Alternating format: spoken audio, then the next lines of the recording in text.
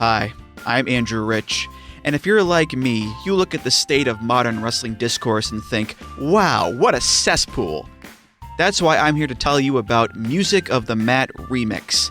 That's right, your favorite wrestling music podcast is back with a new format, where I bring on a guest and we play songs related to wrestling-themed topics. It could be a wrestling reference, a wrestling concept, a wrestling pun, things of that nature. Now you might be saying, Andrew, that is a very, very tenuous connection to pro wrestling on a wrestling podcast network. Is this just an excuse to hang out with your friends and talk about music and ignore the rest of the wrestling landscape? Yes. Yes, it is. So listen to Music of the Mat Remix on the Voices of Wrestling Podcast Network, available on Apple, Spotify, or your podcast player of choice. My name is Tyler Fornes, and I am one of the co-hosts of the Good, the Bad, and the Hungy AEW podcast here on the Voice of Wrestling Podcasting Network. We take a broad scope approach to the world of All Elite Wrestling and the entire universe of Tony Khan. We talk about the big matches, the big stars, the promos, the storylines, and we also look at it from a big picture perspective. How are things going to change over the course of the next 10 years with AEW still in the picture? How are companies like WWE going to adapt and adjust to AEW? Are they going to be a similar way like they did with WCW in the late 1990s? Will there be a counterpunch? We talk about all of that and more on The Good, the Bad, and the Hungy every week on the Voices of Wrestling Network. This podcast is a member of the Voices of Wrestling Podcasting Network. Visit voicesofwrestling.com to hear the rest of our great podcasts, as well as show reviews, columns, opinions, and updates across the world of wrestling.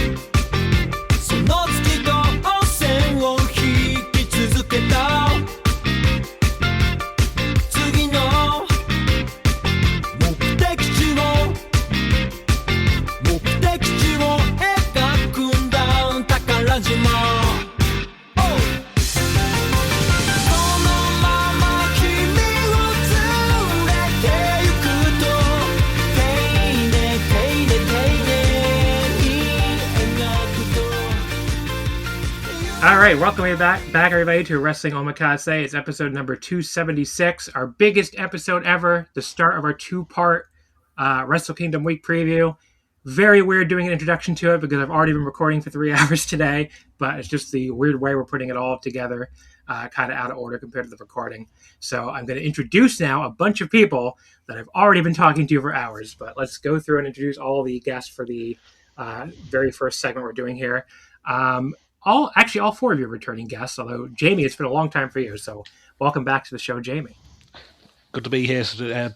Big week coming up to go to. First time I'll be back in Japan in over a decade, so just really super looking forward to this. I was going to ask you, so you haven't been since that very first trip we both took in 2016? Yep, that's correct.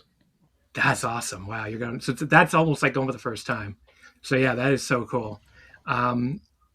So yeah, I saw you in 2019 for WrestleMania weekend, so it's my first time seeing it in a while still, but I did see you more recently than that. So, but yeah, it's cool.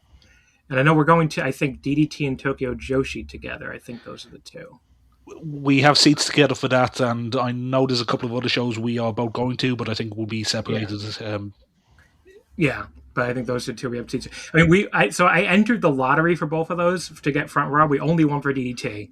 But we at Tokyo Joshi, I think we still have like second row or something, so we still have great seats for that. But yeah, that'll be really cool. Also, returning guests who are also on the trip. Aramutha, you're back. You're, like I said before in another segment, practically the unofficial co-host, but welcome back. And the guy who's going to also sit next to you for TJPW on 1/4. Yeah. And a bunch of other shows. Yeah, like three. I think all three. Oh no, two Stardom. I think. No, three Stardom. Three. No, because Yeah, we yeah. got the Shinjuku Face show as well, in addition to the two Korakuens. Yeah, so we have Shinjuku Face, the two Korakuens. I forget where you're sitting for the what's it called, the sumo hall. Are you like on the boxes? Yeah, we got one of the boxes. That's cool. I mean, I've been to sumo hall almost a dozen times, and I've never sat in a sumo box. So I'm kind of curious about it at this point, but I've never done it. I feel like I need some tips on how that's going to work, especially around making it comfortable, right? Because I don't think they provide pillows or anything. I'll need to provide my own. No, they don't provide pillows because the wrestling fans lit them on fire and threw them at the fucking ring during Inoki Vader. Yeah. And they were like, that's just too cool. You're not allowed to do that anymore. Yeah, it's something else. Also, Paul, you'll be on the trip as well, and we'll be sitting together for a bunch of shows. I don't remember which ones now. Noah for sure, which is the first one we're going to talk about. I can't remember the other ones. No, Wrestle Kingdom. Yeah, Wrestle Kingdom. Yeah, that's kind of a big one. But yeah, you went with me in 2019, Yep. 2 years ago. So Yep. we're also going out in Western Japan together. But then you're staying for another month. So everybody who's jealous of me going, I'm jealous of Paul staying in Japan for like a month and a half. Well, I don't stay in Japan the entire time. I'm actually going to the Philippines in between, but then I'm coming back to Japan for like a couple of days and then flying back to Europe. Yeah, so that'll be cool. John, I feel bad because now I'm going to you. Like, here's John Bevins, returning guest. You're not coming to Japan with us. I'm very sorry. Oh, it's okay. On January 4th, I'll probably be at my friend's house in Chattanooga, and we'll sit around and watch the Dome together. So I'm not going to be left out entirely. That's cool. That is cool. You're gonna watch it live, or you're guys gonna watch it like after the fact? I imagine we'll probably watch it after the fact. I don't think he's very much of a morning person, so we might stay up all night and then maybe watch New Year's Dash live. Yeah. So there you go. That's everybody that I've introduced now. And then, as you'll hear throughout this episode and the Joshi episode that we've also recorded a little bit of, there's tons of different guests on these episodes. So I should give the format of what we're going to do. So we're going promotion by promotion here. Basically, what I'm asking for each segment is for everyone to give me a letter grade of what they thought of this promotion's 2025. Just give opinions on how you thought the year went. I'm kind of leaving it open if people want to include business or if they just want to do their enjoyment. I've mostly just been doing my own personal enjoyment. But yeah, it's just a recap, mini recap of the year and what we thought of their year.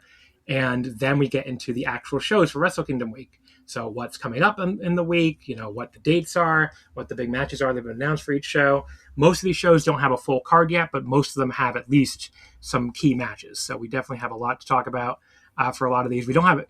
Actually, the next promotion we're going to talk about, not that it's going to be on the episode, actually, the DDT one, they don't have anything announced really, but besides one match. But that's the entire point with that one.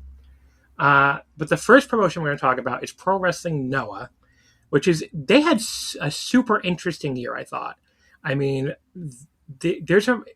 I've really struggled with what I thought of their year because I think from a booking standpoint, there's stuff I liked. They clearly made a big new star in Ozawa. I mean, that was a runaway success. They were able to draw these big crowds at Korakuen every month, and clearly Ozawa really clicked with their fan base, and their fan base loves him. You could tell right from the start at January 1st, where they turned on Kaito in that match and were so behind Ozawa.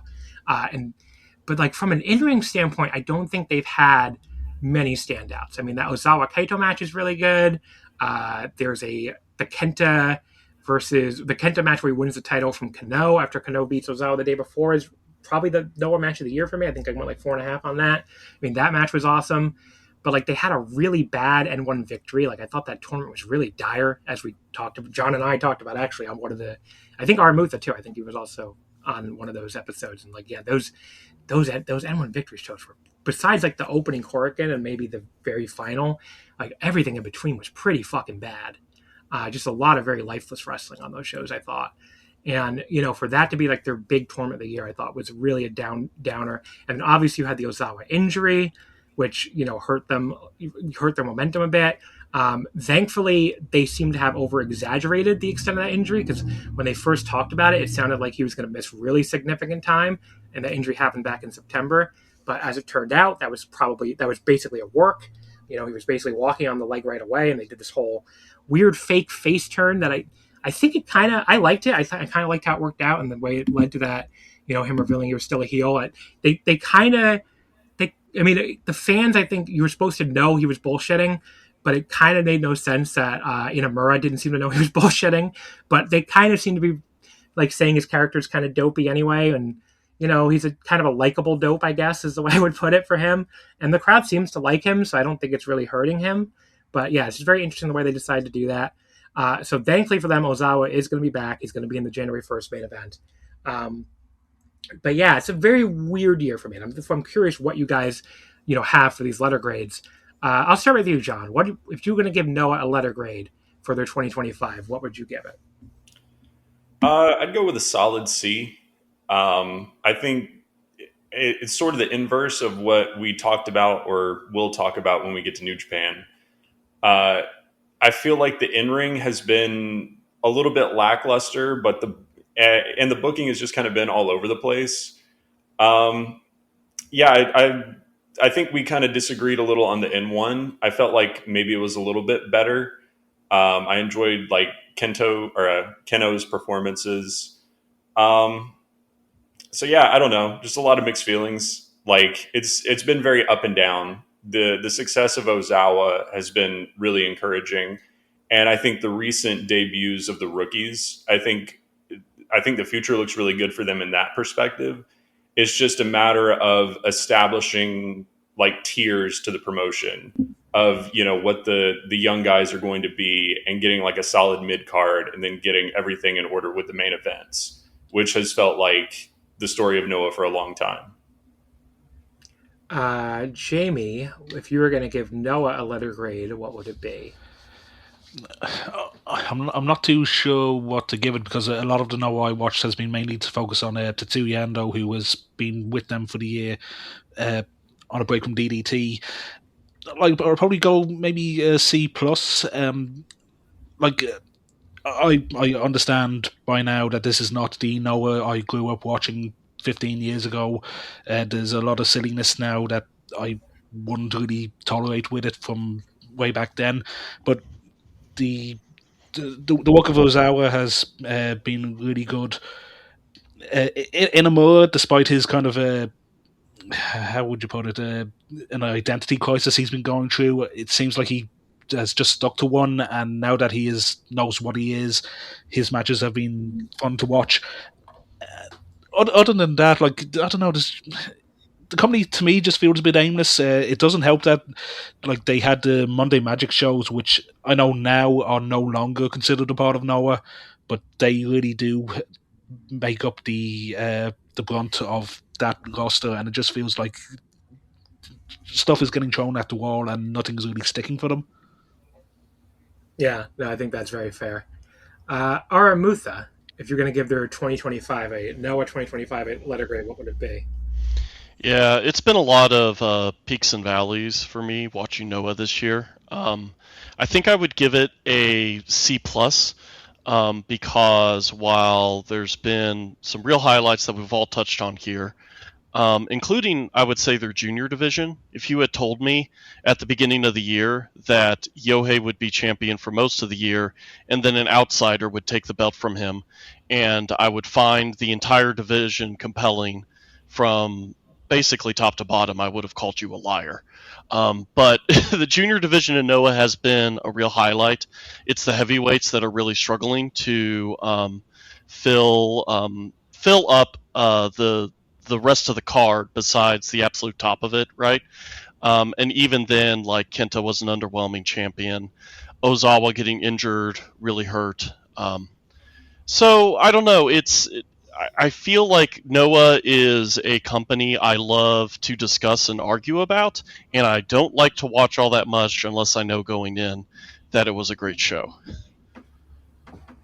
Paul, what do you think of Noah's 2025? I'm gonna give them a B minus.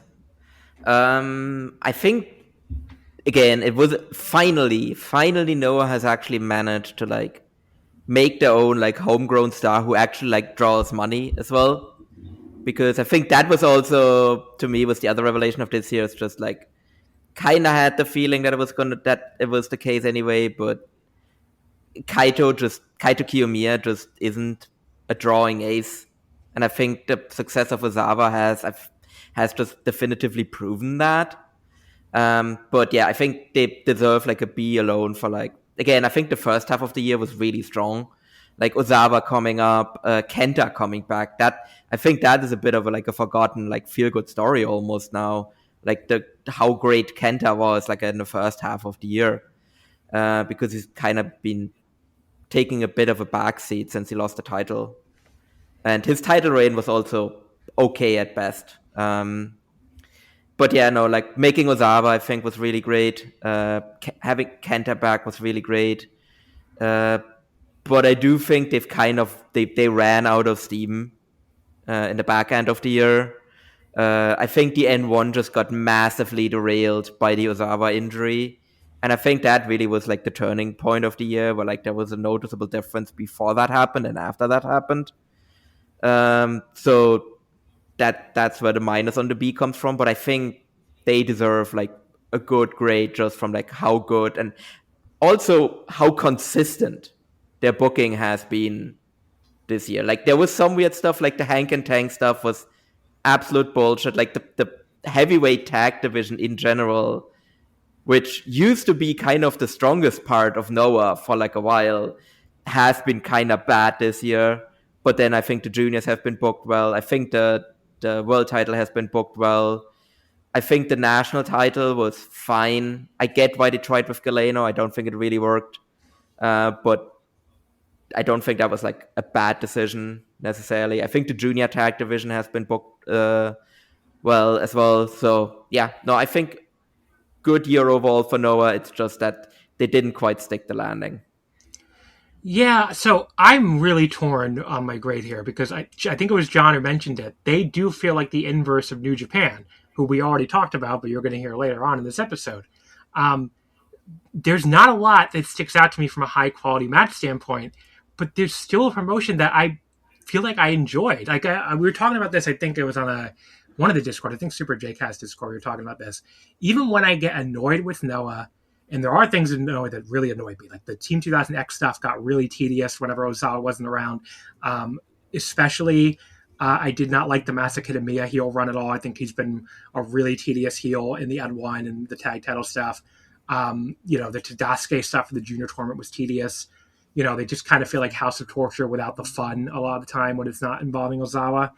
But like, I never feel like I'm close to wanting to stop watching this promotion the way I am with even like All Japan, where I just end up taking breaks from them because they just annoy me so much and they just feel so dire at times. No one never feels like that to me. And I feel like I enjoy something about this promotion at all times. In the first half of the year, like you said, the Kenta run was really good. The Kenta return run was really fun. In the second half of the year, the junior division, as Aramutha mentioned, was a lot of fun. I mean, you had Daiki Odoshiba and Daga winning the junior tag titles when Daga turned face. That was a lot of fun. The tournament itself and Hiromu's run as junior champion, even the Yohei reign, all of that was a lot of fun. So I'm B- on them. I was torn between B- and C+. I'm going to go with B-. I liked enough of this promotion that even with the stuff that didn't land, I didn't really like their Sumo Hall show either. I was pretty down on that. The second one, the first one was pretty good. The second one, I didn't. The fall one, I didn't like. But like the Korakuens have generally been good. The junior tag title run with Dragon Bane and Alpha Wolf was really good. They were probably like the work rate standout of the promotion. And there was enough good stuff here that I feel like it's a B. Even with the bad stuff dragging it down to like a B-, I enjoyed this promotion enough to go B. So yeah, that's where I'm at with them. I wish to Aramutha's point, I mean not Aramutha, Jamie's point about Tetsuya Endo, I wish they did more with him though this year. I mean, I feel like they didn't get nearly enough out of him having him there all year. So like he basically had like two periods of the year where he was used as a storyline for Team 2000X, and then that was it for him. Yeah, so I did not feel like they got enough out of him. So that'd be another flaw for Noah. It would be a real shame if he goes back to DDT after this and that's all he's done. I feel like there's a lot of promise with Indo and Noah that they should take advantage of, and they need it at the top of the card. Yeah. So there you go. Let's go into their schedule for Wrestle Kingdom week. Again, this one is very borderline, but it's some people might be arriving early enough. I'm not. Tuesday, December 23rd, they're running the Noah Thanksgiving show from Korakuen Hall at 6:30 p.m. This show has the Godfather 25 Years of Greatness, Takashi Sugiura against Kenta. That's another thing that felt like it was going to be a big deal when it first happened. The Sugiura heel turn joined Team 2000X and just really hasn't been anything. So that's kind of been disappointing, I guess. The only other, but that match should be really good though, Sugiura and Kenta. As long as they don't do too much bullshit, that should be really good. And it obviously is a throwback to the older days of Noah. The only other announced match for this so far, we have the hype match for the January 1st junior title match. Hiromu Takahashi teams with New Japan Young Lion / unaffiliated member Daiki Nagai to face Amakusa and Daiki Odashima. That could fucking roll. Like, Nagai is a great young lion. Odashima is one of the best young wrestlers in all of Japan. And Hiromu and Amakusa are both great. So, I mean, that could be a really good tag match. So, definitely one I'm looking forward to watching at home, even though I can't go to that show. The January 1st show, obviously their big show, Noah the New Year at Nippon Budokan. Just like with Yoyogi, which we're going to talk about, which we, again, already talked about, but you haven't heard yet. The building is as big of a draw as anything for me, where this is like the last like really famous Japanese building I haven't been to since when Paul and I went 2 years ago. They ran that at Ariake Arena, which is also a cool building, but just doesn't have the history of Budokan. So I'm very, very excited to finally see a show. On my 6th trip to Japan, I'm finally going to see a show at Nippon Budokan. So I'm very excited for that. Because the other thing, too, is I missed the G1 there by 1 year. Because I went in 2017 for the finals of the G1. And they started running the Budokan the following year in 2018 for a few years. But so we do have a lot of matches announced for this so far. So let's go through them. The GHC Junior Heavyweight Tag Title 3-Way. Daga and Daiki Odashima versus Alejandro and Kai Fujimura versus Eita and Shuji Kondo. This is kind of like get the juniors on the show kind of thing, but all these wrestlers are good. I don't see why this match can't be really good. But if anyone has thoughts on that one. No? I co-sign that sentiment, yeah. Yeah. 8-man tag, another just kind of, it's the Black New Year match. Masa Kitamiya, Takashi Sugiura, Tadasuke, and the newest member of Team 2000X, who I never saw his joint angle because it happened on a VOD show, Ju Masaoka, against Kazuyuki Fujita, Shuhei Taniguchi, Junta Miyawaki, and Minoru Suzuki. That could be cool. I mean, obviously there'll be a lot of bullshit, but just seeing Fujita and especially Suzuki interact with Team 2000X, that could be kind of fun. I wonder who's taking the fall on this one. Real mystery. A Progress Atlas Championship match. Apparently, that's a real promotion still. Will Cross defends against Saxon Huxley. Will Cross is cool. I mean, I like seeing him do his big, giant, fat man high flying. Saxon Huxley is one of the worst Major League wrestlers in the world, so I'm not expecting much out of that match, but I don't know. I'm actually a little bit. Yeah, I'm actually a little bit excited for it because I think if they go under 7 minutes, it's more of a test of Will Cruz than anything to see if he can get like anything out of Huxley. I'm sorry, I called him Will Cross because that's what the auto translate was. You're right, it's Will Cruz. My bad. Sorry, Will. Doubt you're listening to this, but you never know. Break the Silence 8-man tag match. Why this is called Break the Silence, I have no idea. Kenta, Okasasaki, Tetsuya Endo, and Hayata against Atsushi Kotoge, Mohamed Yone, Hajime Ohara, and Hiroki, who just returned. Hajime Ohara in a match titled "Break the Silence." Not a good look there, guys. But otherwise, this is very much a get people on the card match.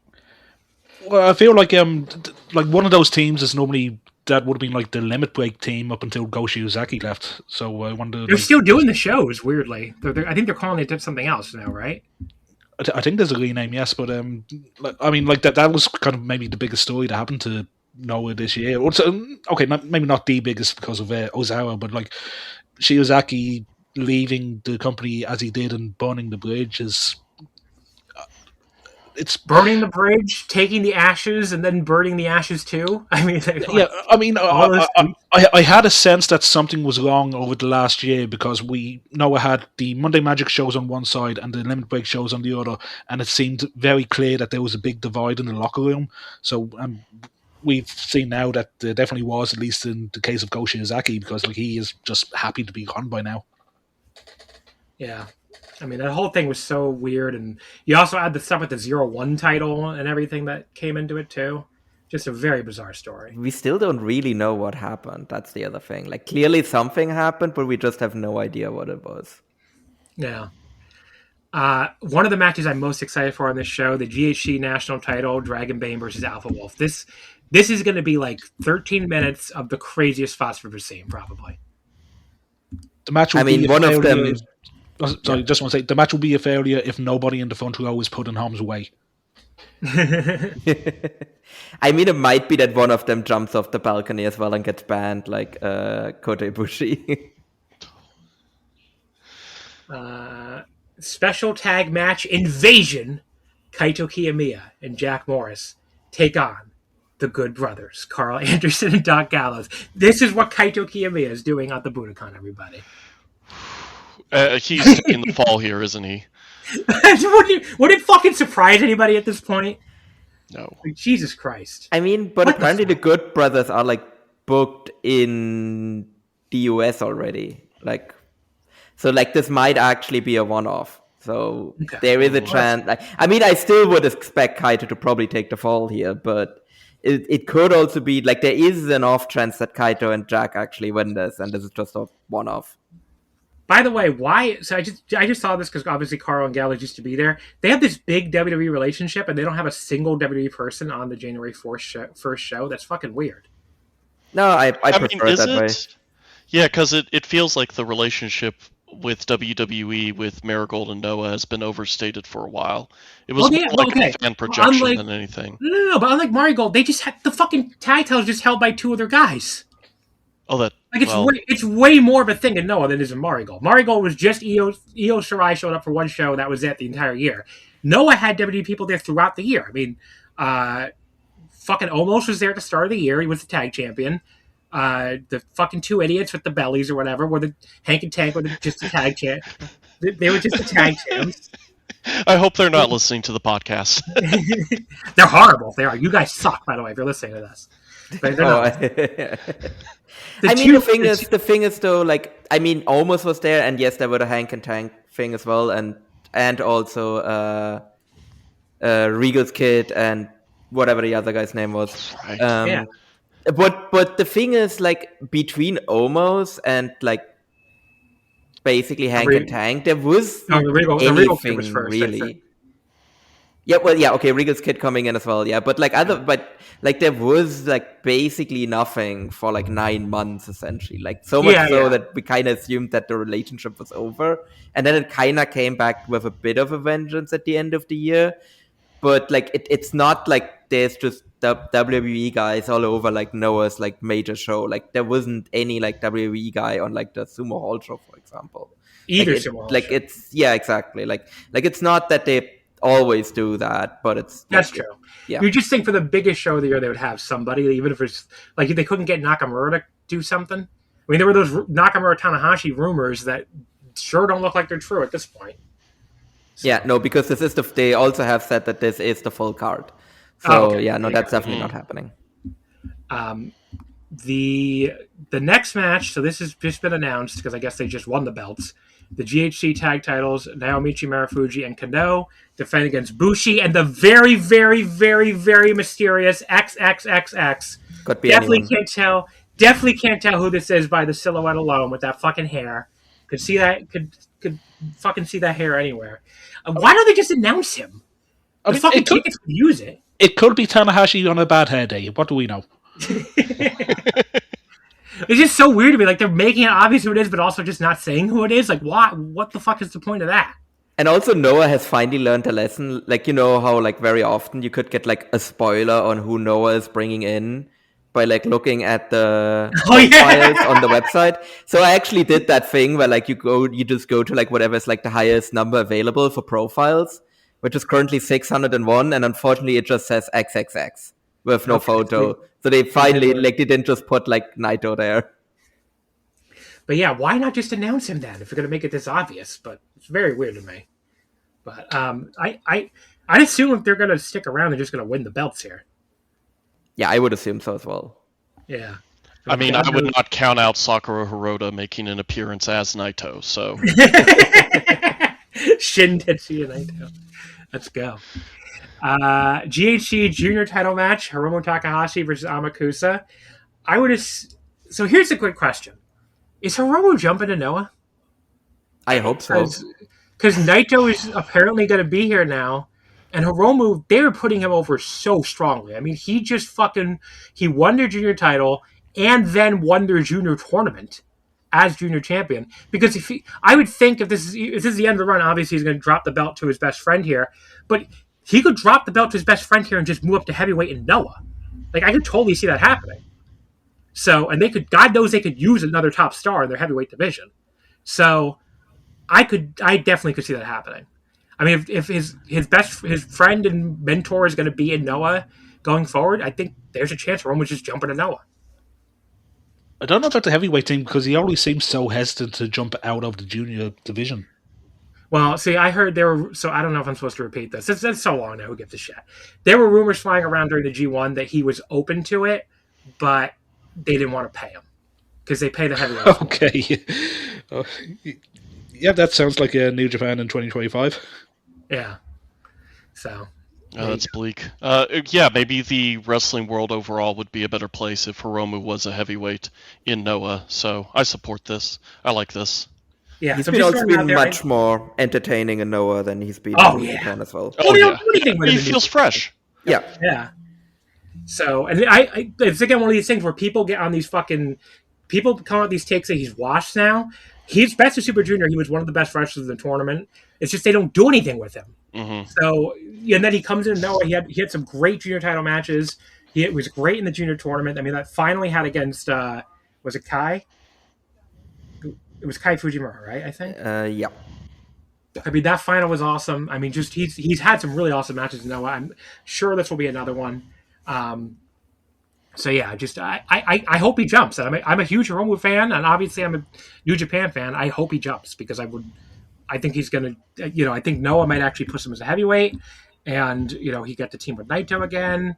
Assuming Naito's sticking around. Yeah, I kind of just hope he jumps to Noah. So. I mean, if he jumps, then that leaves just Tsuji and Shingo. Yeah. And Daiki. Yeah. In New Japan. So then, maybe getting absorbed into the War Dogs makes sense. That's New Japan, but still. Yeah. I hadn't thought of that until now. Yeah.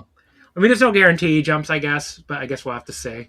But the way they booked him would line up with a soft jump that becomes a real jump because they put him over so strongly that it almost makes no sense to put over an outsider that strongly. But if he's already told you, yes, I'm jumping to your promotion when my contract's up next year, then it makes total sense. Well, why wouldn't you put him? I get the sense that in Japan,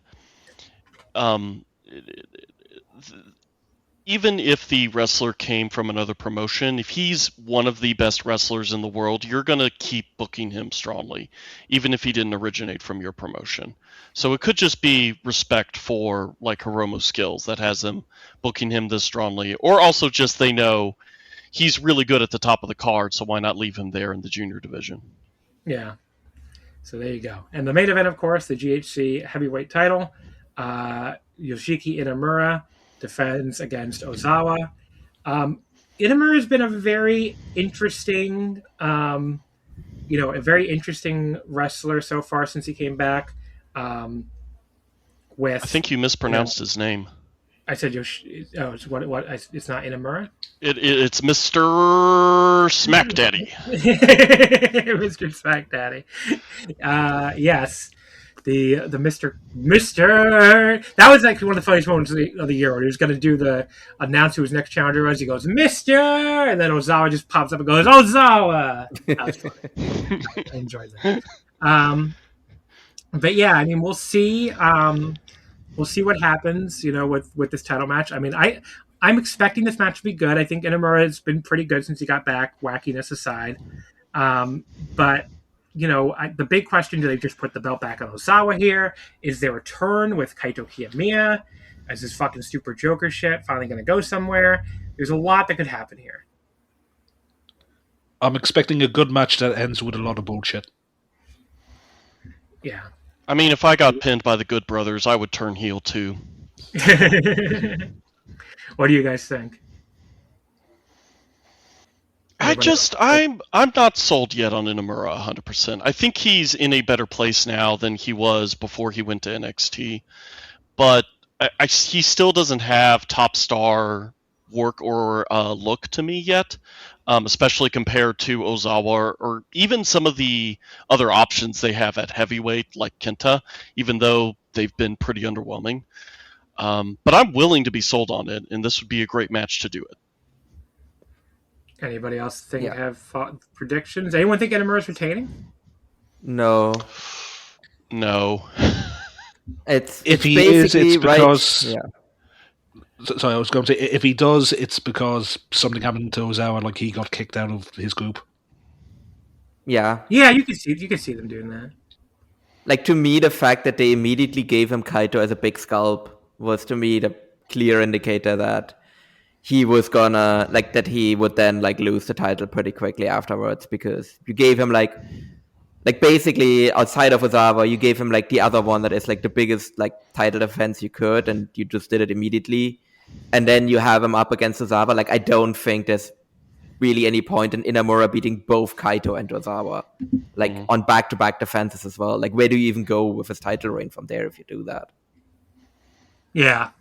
So we'll have to wait and see, I guess. But yeah, that's the Noah. That's the big January 1st Noah show. Again, I cannot wait to be in the Budokan at the very least. So definitely, and the show looks pretty good. The show looks, there's a lot of stuff in the undercard that's like whatever, but gonna see Naito, gonna see Hiromu and Amakusa, gonna see Inamura Ozawa, and the national title match. I mean, there's a lot of good stuff on this card. I'm looking forward to it.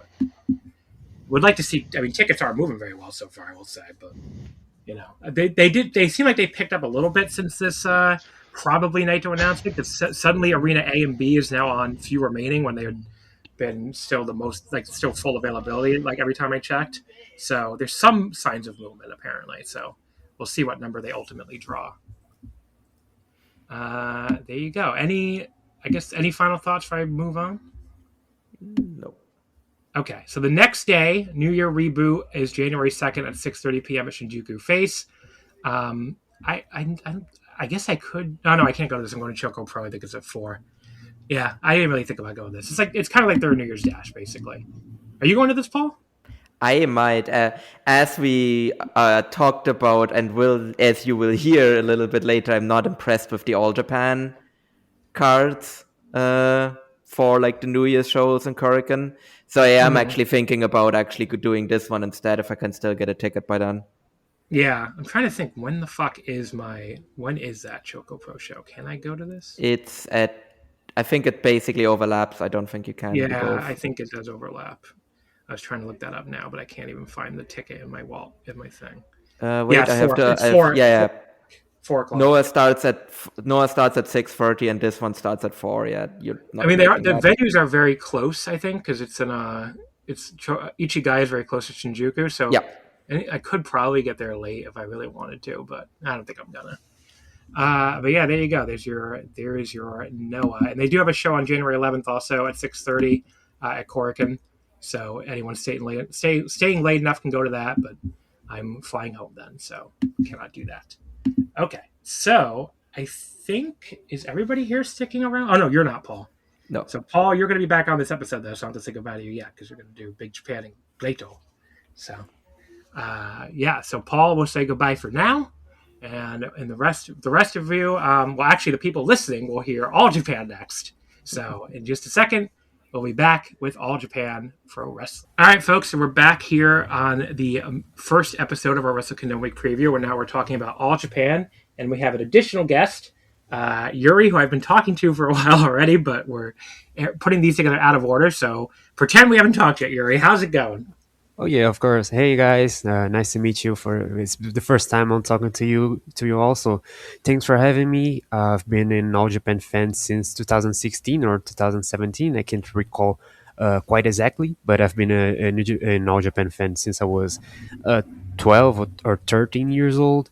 So it's like a pleasure to be able to talk to you guys about this promotion that I really love. I've been with All Japan through the thick and thin in these past few years, and and have the opportunity to talk about it with you guys is just like an honor. So it's you're like me. You started this Japanese wrestling stuff really young because I was like a teenager too when I started watching in Oh, 2002. oh yeah, of Yeah. course. Like I started New Japan around this, like I think a few months before I started with All Japan. It was like mid 2016. I started watching New Japan around Dominion, where you had like Okada versus Naito, where Yeah, Okada won the title back from Naito. one of the And worst moments of my life personally. oh, it was pretty sad. I thought they would like just do more with Naito, but like I started watching New Japan because I was tired of American pro wrestling. It was just dire back then, and I started watching New Japan. And after some few months, I started hearing things about Noah and All Japan, and I started watching both. All Japan really caught my attention a little bit more because of Kento. Kento was just like that damn good. He was like an absolute star from the first time I saw him, and I thought, hey man, maybe I should like give this whole product a chance.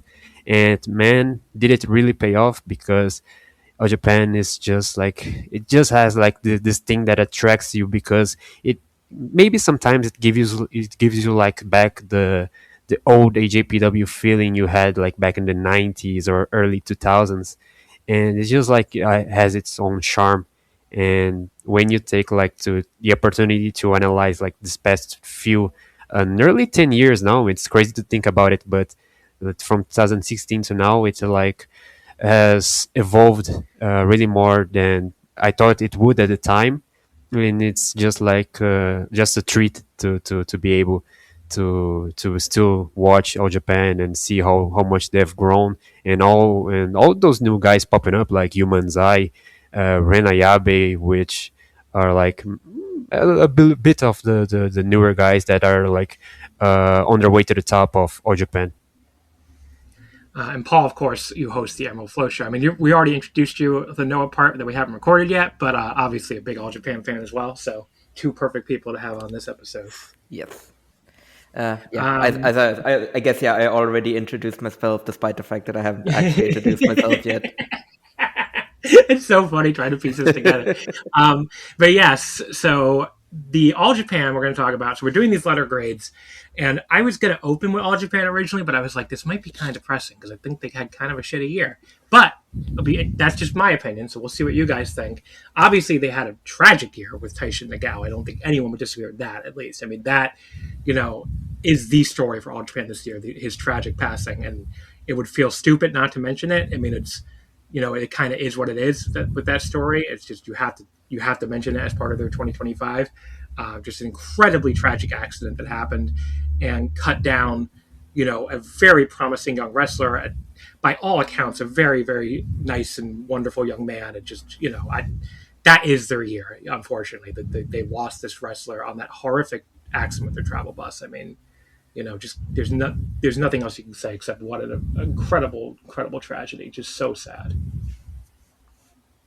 But yeah, I don't know if you guys have anything to add about that. But Yeah, No, yeah. it's tragic is really the only other way. Like it's well, like he was so young as well. I think that's the other thing. Like, he was like what, 20, right? yeah, at 21, I think he was. Yeah, but still, like regardless, like he had like his entire life ahead of him, and it was just taken away from Yeah, him. it was just like really unfortunate and tragic what happened. But something I've been like noticing these few past shows after Taishin passed away is all the green like waistband, the wristband. I mean, thing guys have been wearing during the shows to pay tribute to him. So if you look at their wrists, most of the guys have like the green thing around them just to pay homage to Taishin Nagano.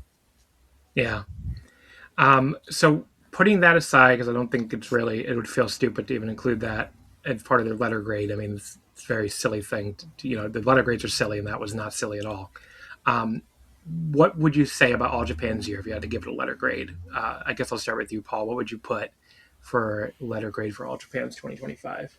So for All Japan, I'm basically between a C minus and a C, where because I think I don't think there was anything like aside from them booking some questionable people, and we'll get into like some people that they are about to book as well that are very questionable.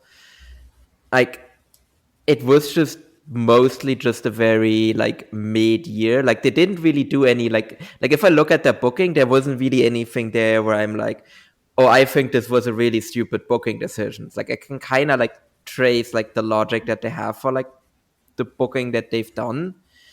It's just that there was nothing really like massively stand out during this year in terms of like in ring. So it was just very mediocre is like the way I would describe what this year for All Japan was. Just very bland, really. Yuri, what would you give them for their 2025? Well, I guess I'm going with a C. So Japan, I'd say the first part of the year, the first 6 months were like pretty bland.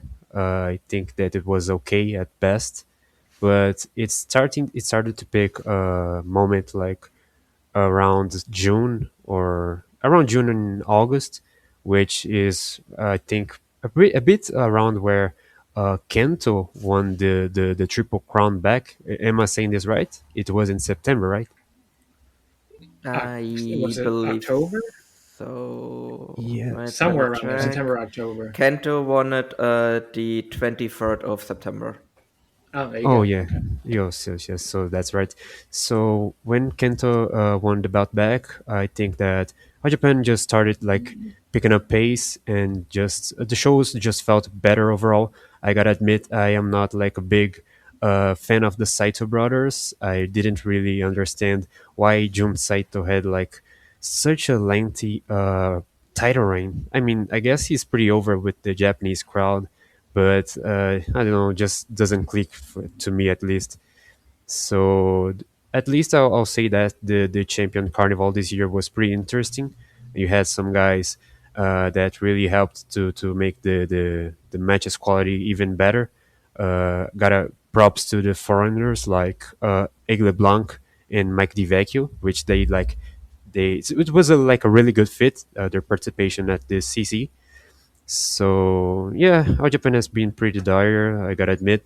But the if they just start to 2026 with what they've been doing at this final part of the year, I guess we'll be off to a better start. I guess. Yeah, I'm lower than you guys. I'm like a D. I did not enjoy their year at all. I think you mentioned the Jun Saito reign. It felt endless. It just, I get it. Like you said, he's over with their Japanese audience, and that's obviously more important than my personal enjoyment. And they did some decent crowds when they did a big crowd in Sendai for the Jun Saito versus Jun Sato versus Ray Saito match. But like it just felt like that title reign would never fucking end at a certain point, and it was such a drag on their year for me. And both their major tournaments I thought were pretty bad. I mean, the Champion Carnival, I watched that entire thing, and the show I was at, the Korakuen in April, was pretty good, and the Korakuens were decent, but like the block nights with the single cam and like these smaller venues were fucking dire. I mean, there was some boring and even really bad stuff like that Hideki Suzuki versus Zion match is like one of my worst matches of the year. I mean, they barely even touched each other for the entire match, and like there was a lot of stuff on that. Like if it wasn't for Ryuki Honda, who I thought had a really good run in that tournament would have been like one of the worst tournaments I've ever seen. I mean, I thought a pretty bad tournament. And then the Royal Road was, again, I watched that entire thing. I thought that thing was horrible until pretty much the last night. They booked the focus on Zion and Odyssey, and Odyssey's a bad person besides being a bad wrestler, and them winning the tag titles, and I don't know, like there's just so much stuff that I really did not enjoy at all in this promotion this year. The only reason I'm not giving them an F is like I really enjoyed the all Asia tag title run that Rising Hayato and and Anzai had, and Yuma Anzai. I don't know why I'm calling June Anzai. But yeah, their all Asia tag title run was really good in the first half of the year, and that was like the standout of their year to me. And Kento winning the belt back was cool, and there was some cool stuff towards the end of the year. But yeah, I just besides like all that like stuff about the mistranslation, I'm sure, of Pop and Light that the flagship ran with and everything. It's like there's a lot of stuff on these shows that are goofy, and sometimes the goofiness works, especially like the Hokoto Goon stable can be pretty fun, and that's about the only. Sometimes it felt like the only thing I was watching it for was to see what Hokoto Goon would do, but like some of the other goofiness, especially once you have like Ray Saito like doing that horrible cackling laugh of his like on commentary, which did not help either. And it's like I don't know, the goofiness could get very tiresome, and like just I don't know. There was when they had Suwama show up, I thought that was building to something, and they had that great little brawl at Korakuens, and then he just vanishes and goes to Glate, and it's like I don't know. Just there's a lot of stuff in this promotion that just didn't go anywhere and just wasn't good, and I don't know. Just it wasn't. I thought it was a pretty bad year for them. I was very very down on their year. And I'm really, now as we're about to talk about for December 31st, booking another person who's very questionable. God, what the fuck is his name? Karuma? I mean, it's Yasu Takayano. Like, I think that makes it easier to talk about. Yeah, I mean, he got basically run out of Noah because he possibly sexually harassed somebody or assaulted them or something, right? Well, so basically him and Kinya Okada got arrested by the police, and so like I don't think we've ever really got like exact details what happened, but basically in like it was in Sendai, like at like basically they were like talking to like a woman, and they apparently got like very like they were like sexually harassing the woman basically, and she called the cops on them, and they got arrested. I think I think actually at the show, like backstage, they got like arrested by the cops, and Noah like let them go, I think more or less immediately. They definitely like pulled them from like everything after that immediately. And then as far as I know, Okada is retired, and then Yano was in Mexico until now, basically. Yeah, like hasn't even done like sleazy American. Like hasn't even done like sleazy like Japanese indies. Yeah, to bring that guy back when you already have Odyssey on the roster is it's a bad luck. Yeah, and on top of that, let me just add this. Whoever is in charge of All Japan's compliance department needs to straight up be fired, man, because how the hell do you keep booking all these horrendous people, man? Like, who's in charge of deciding this, man? Because it's so bad. It's like you're getting... You had the shoot full incident as a Emerald Flow show. Yep. Called it, which was like a great name. But yeah, I mean, just it's the vibes are bad in this promotion right now, is what it feels like. Yeah, on top of the fact that I just haven't enjoyed a lot of it. Yeah, I don't know how they get all these horrible people. It's like they're deciding like, oh man, who should we book tonight? And they just get a list of the worst people ever, and they just book it. Like, yeah, we'll go with it, man. It's just so horrible, and that's something that All Japan has been doing for a pretty long time. It's not recent. So I don't know, man. They just need to definitely check this because it's not a good look in any way. Yeah. I mean, at least it seems like they are getting some pushback over the Japanese booking, at least from the Japanese fans. Yeah. Right. Because usually Japanese fans you don't see a lot of that. Like they don't really tend to get like angry on social media about this stuff. I mean, I don't know if they just don't know the Odyssey story or anything, but I didn't see anything when they booked Odyssey. No. But this got a lot of pushback from Japanese fans. I saw like there were a lot of replies basically saying, "Why are you bringing this guy in? We don't want this guy." So maybe they'll. I don't know if that will change anything. It hasn't so far, but if we're lucky, maybe they'll stop using him after these few shows he's booked for. And maybe the reason why Kurama isn't getting like a much backlash coming from Japanese fans, maybe it's because like it's under a different character. Like he is getting pushback. We're saying. Oh yeah, so he's good. That's good. Yeah, there's a lot of pushback to this. This one is getting a lot of pushback. So that I was actually surprised by the amount of it. So on like Japanese social media. So Oh, okay. we'll see what happens if that leads to anything. Okay, so the schedule here for All Japan, it starts on Sunday, December 28th. They have a press conference at 12:45 at the Art Hotel Nippori second floor. So that's basically like their version of the Wrestle Kingdom press conference, which I didn't mention before during the Wrestle Kingdom schedule. I don't think they don't have it on the site. I think they usually do it on January 3rd. But yeah, so this press conference on the 28th, you'll be able to get an autograph with Kento Miyahara, Yuma Anzai, Jun Saito, and Rei Saito if you go. And they will have a public press conference for the Triple Crown title match, Kento and Yuma. I'm not going to this. I don't know. Are you planning to go to this, Paul? No. I'm not an autograph person in the slightest.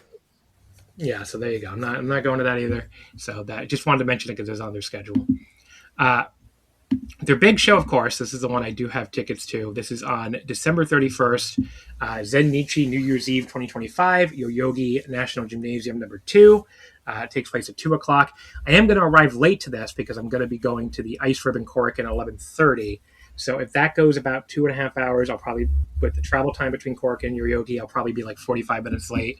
But I really want to see Ice Ribbon. So, that's definitely, I've never seen them before. So that was my one chance to see them. So I'm going to get here late for this. I bought like a first floor stand ticket since I'm not even going to be there for the whole show. I know I bought your ticket. I think you're ringside, right? I think you get a ringside seat. Yeah, ringside seats, yeah. So that's what I had last time when the two of us went to 2 years ago, it's a really cool building. For people who haven't been to Yoyogi, if you're going for the first time this year, like the Yoyogi building itself to me is almost part of the draw for the show because it's such a cool looking building when you're in there. It's like this big circular dome. So, sitting from ringside, the dome part looked really cool. And I'm, kind of excited to sit up there for this to, experience that. So that'll be cool. The card so far, we have an eight-man match for the juniors to set up the. So unfortunately, the horrible sex fest we just talked about is getting a juniors title shot at Korakuen. So this is the hype match for that. It's Atsuki Aoyagi, Rising Hayato, Dan Tamura, and Ryo Inoue against Kurama, Naruki Doi, Fuminori Abe, and Seiko Tachibana. Hopefully they run this early and I miss it. That's all I can say. Hopefully I don't have to see it. I'm going to take a big, long bathroom break. There you go. The New Year's Eve Rumble 2025. This I actually kind of hope I'm there from time for because this looks funny. We have Aja Kong, Dump Matsumoto, of all people, Hikaru Sato, Senor Saito, Kengo Mashimo, Takashi, Kurisho Tokyo, Japan, Aizawa number 1, Jack Kennedy, and Kikitaro. Sounds funny, actually. I'm kind of into this. It sounds good. And man, I've got to be honest, I'm probably like the biggest Aizawa number 1 fan out there because I absolutely love the guy since like his first All Japan appearances like that I saw in 2017, I think. And man, his theme song is just so great, man. Champagne, is that what he says? Champagne, champagne. Man, he's just like a natural singer. I gotta love the guy, man. Then we have Hideki Suzuki and Yuko Miyamoto against Ryuki Honda and Shota Kofuji. I kind of wish Honda was doing something better than this, I will say, because he was one of the standouts to me for this year. His run in the Champion Carnival and then getting to the final of the Odo tournament, like one of the only good things about both tournaments. So I wish he had a bigger spot in this card, but what are you going to do? Yeah, I mean, his booking in general this year has been a bit all over the place. I think also during like what hurt him doing the Real World Tag League a bit was as well that why am I blanking on his name now? Already said that he was gonna leave anyway. So God, why am I completely blanking on his name right now? The guy that I know who you're talking about too, and I can't think of the name either. So Nomura. Okay. Thank you. Naoya Nomura. Naoya Nomura. Yes. Casting is hard, folks. Yeah. I also can't think of a name. Your brain just freezes. Yes. You can't. I at least have the defense this time around that I literally was at the company Christmas party yesterday, drank a lot of wine, and then took a 5-hour train ride, and then immediately started recording. So my brain is actual mush. It's like his, I think, run in Real World Tag League was kind of hurt by like Nomura having already announced that he was leaving. But then it was also kind of weird that he basically just kind of like Anzai was just like, Yeah, I kind of don't want to team with you anymore. I'm gonna go and team with the other Yuma. But I think Honda is gonna. I think Honda is in for a big 2026 though. Like even if this match is like not very like awe-inspiring. That would go a long way towards me liking the promotion more next year. So I hope so, because he's one of my favorites in the promotion. Then we have the New Year's special Monster Wars, a three-way six-man tag. It's Zion, Odyssey, and Shotaro Ashino from Havoc, Ren Ayabe, Talos, and Daisuke Sekimoto, and then the Koto-gun team, Hokuto Amori, Kuma Arashi, and the returning Cyrus. This should be wacky, I guess. I don't know. I just kind of wish Odyssey wasn't in it, so I could look forward to it more. But could be interesting, I guess. Mm-hmm. Yeah, I mean it's weird. Like I mean I assume the like Octagon team is there to like take the fall, because like the actual setup here is obviously like it's like the Ren Ayabe and Talos obviously are gonna challenge for the tag titles, and then we're also gonna get Ashino versus Daisuke Sekimoto for the Giora TV title. So the Octagon team is kind of like why are you here? Like I guess just so that you are on the card, I suppose. Yeah. Yeah, and honestly, just to add on top of this whole match, Cyrus is back after like a year off. He took the year off, didn't he? More or less, he was booked, but then he had to pull out of a booking, which I think I already ended up booking Talos actually. Oh, yeah, that makes sense because Cyrus is like an official Hokutogun member, and when they announced Talos, he was like announced as the XXL member of Hokutogun. Is that right? I think that was it. Yeah, now he left them for this new team with Ayabe, which the Japanese fans seem to really be into. Yeah. Yeah, it's good. And Cyrus, he's pretty good. I won't lie. When they first announced him, like for his first tour, I was a little bit skeptic, I guess, because hey, here comes like the another big foreigner dude, like just doing big foreigner stuff.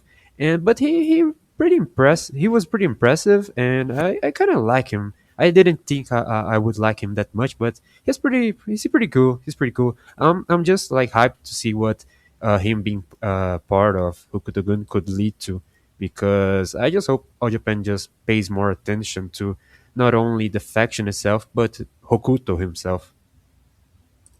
Then we have a special singles match: Jun Saito versus Go Shiozaki. We didn't even mention this before. Go Shiozaki jumped from Noah to All Japan. It was like such a nothing story, given they put him in Havoc, which is kind of a shitty unit, and they also gave him the title shot against Kento like immediately, which felt really weird. Like you think you want to build to that, but and I wasn't that enamored with the match. I mean, it was pretty good, but just I was expecting more from it than what we got. But yeah, I mean this could be good, I guess. I'm just not a big Jun Saito single match fan. I hope Rei Saito can be ready to go in 2026. He's been out with injury for a long time now, and they're definitely better as a team than they are as singles. That's for sure. Yeah, I think the thing with Go is that his body is very badly beaten up.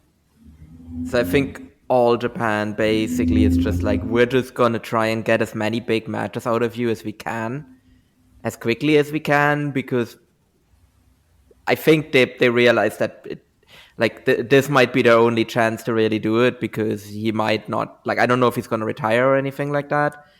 I actually, low-key, before he left Noah, I kind of had him on a like potentially retiring in 2026 or 2027 kind of like path, but I guess now he's gonna probably like stay around a bit longer. But like you definitely want to get like your big matches with him out of the way now, because he's probably going to be mainly a tag wrestler like going forward, essentially, or relatively soon into the future as well.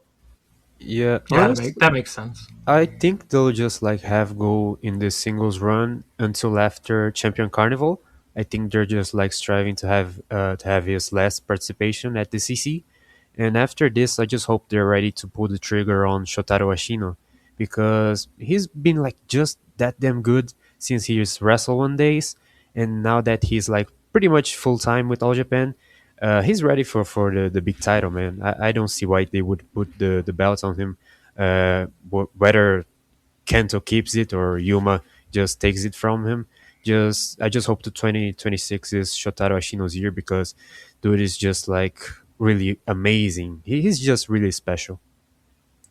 I should say, by the way, this order I'm reading is not the match order. They haven't announced the match order yet, but this is just the order. It's on the website, but it does specifically say the match order is not decided yet. The All Asia Tag Title match. This is kind of cool. I'm kind of looking forward to this. Musashi and Seiki Yoshioka defend against the Gaja Dokuro team from Dragon Gate, Yoshiki Kato and Ishin.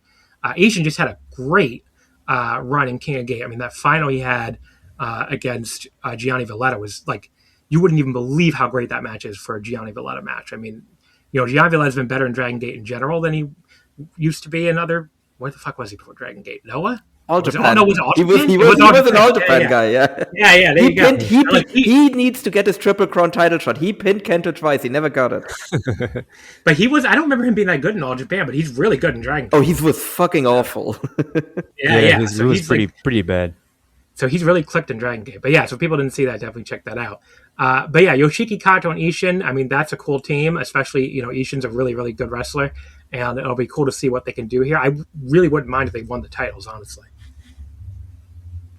What do you guys think? Yeah, about this no, one? I'm definitely really looking forward to this one. I think like it's a really fresh match. I think Musashi and like Yoshioka have been like a real like I think they're really underrated as a team. Like I think they never really get talked about as like, because I think they're like one of the best tag teams around currently.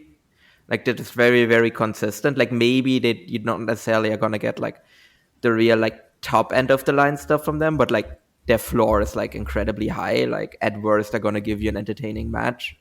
At best they're gonna give you a great match. I think like these are like two of the better like young guys that like Dragon Gate has as well.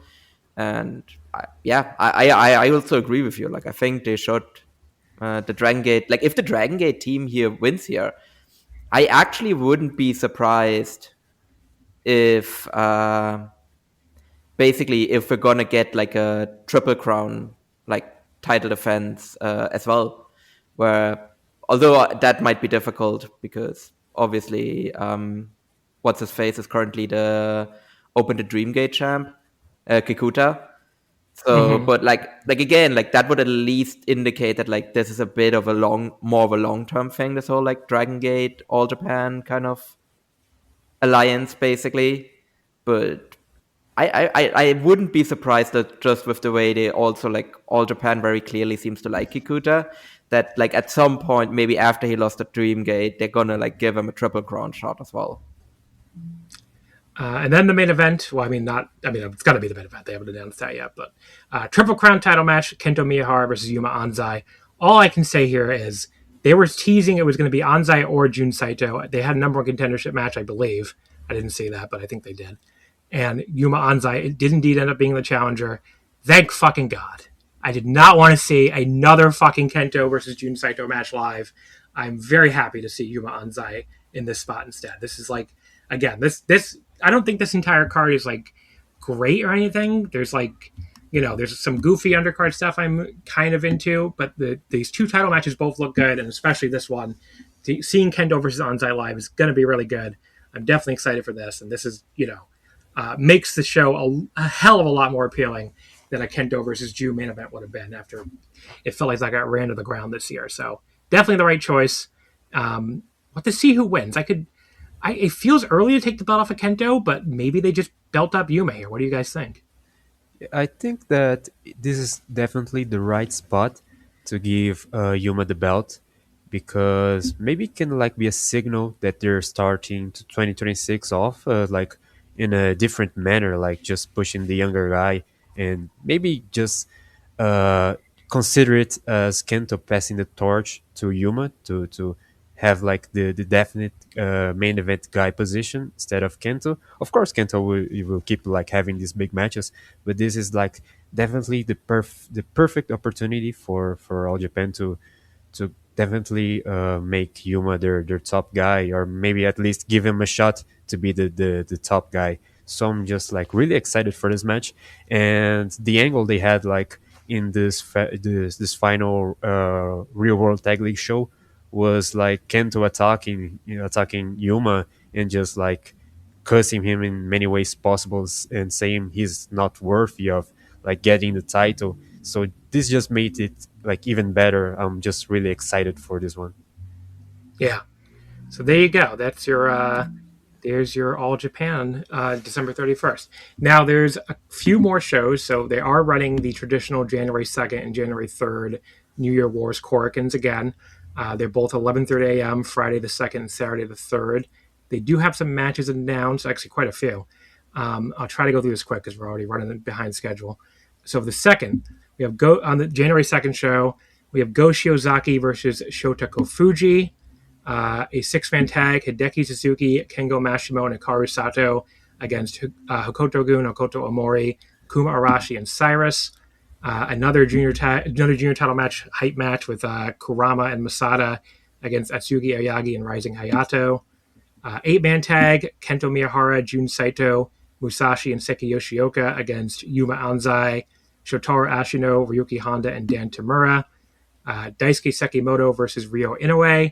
And then the tag title main event, the winners of the tag league, Ren Ayabe and Talos, challenging Zion and Odyssey, which I assume will be the main.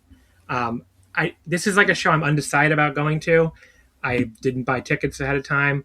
This card does not sound very exciting, so I think in all likelihood I don't think I'm going to go to this. But Paul, I assume you're going to go?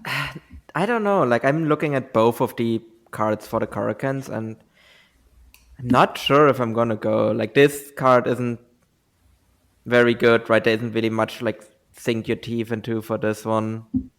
Oh, there's the Battle Royale too. The Battle Royale, which, I mean, to be fair, I mean, I will say at the very least 2 years ago, the Battle Royale had that really funny spot with Anzai and Honda. So there's that at least. If you remember, that was the one where they did the whole count out thing that like Honda does, and they actually both got counted out on that one. That one was actually. But otherwise, I don't know, like, this just, like, I'm on this one, like, this first one, like, Daisuke Sekimoto, Ryo Inoue would be a match I'm interested in, but then other one, like, Shiozaki with Shota Kofuji, but, like, not interested enough that I would be like, oh, I want to, like, pay money for this. Like, I'm just looking at it otherwise, it's just kind of, ugh. I might just kind of, because I'm doing like 2 shows 3 days in a row, and when I get to my whole schedule at the end of this episode, I'll talk about that. But like 30th, 31st, and 1st, it's all 2 shows. So the second, I'm already going to Choco Pro, and I might need a break from 2 shows that day, I think, is what I'm thinking too. The January 3rd one is the one I'm definitely not going to, because I'm going to 2 shows in the 3rd already.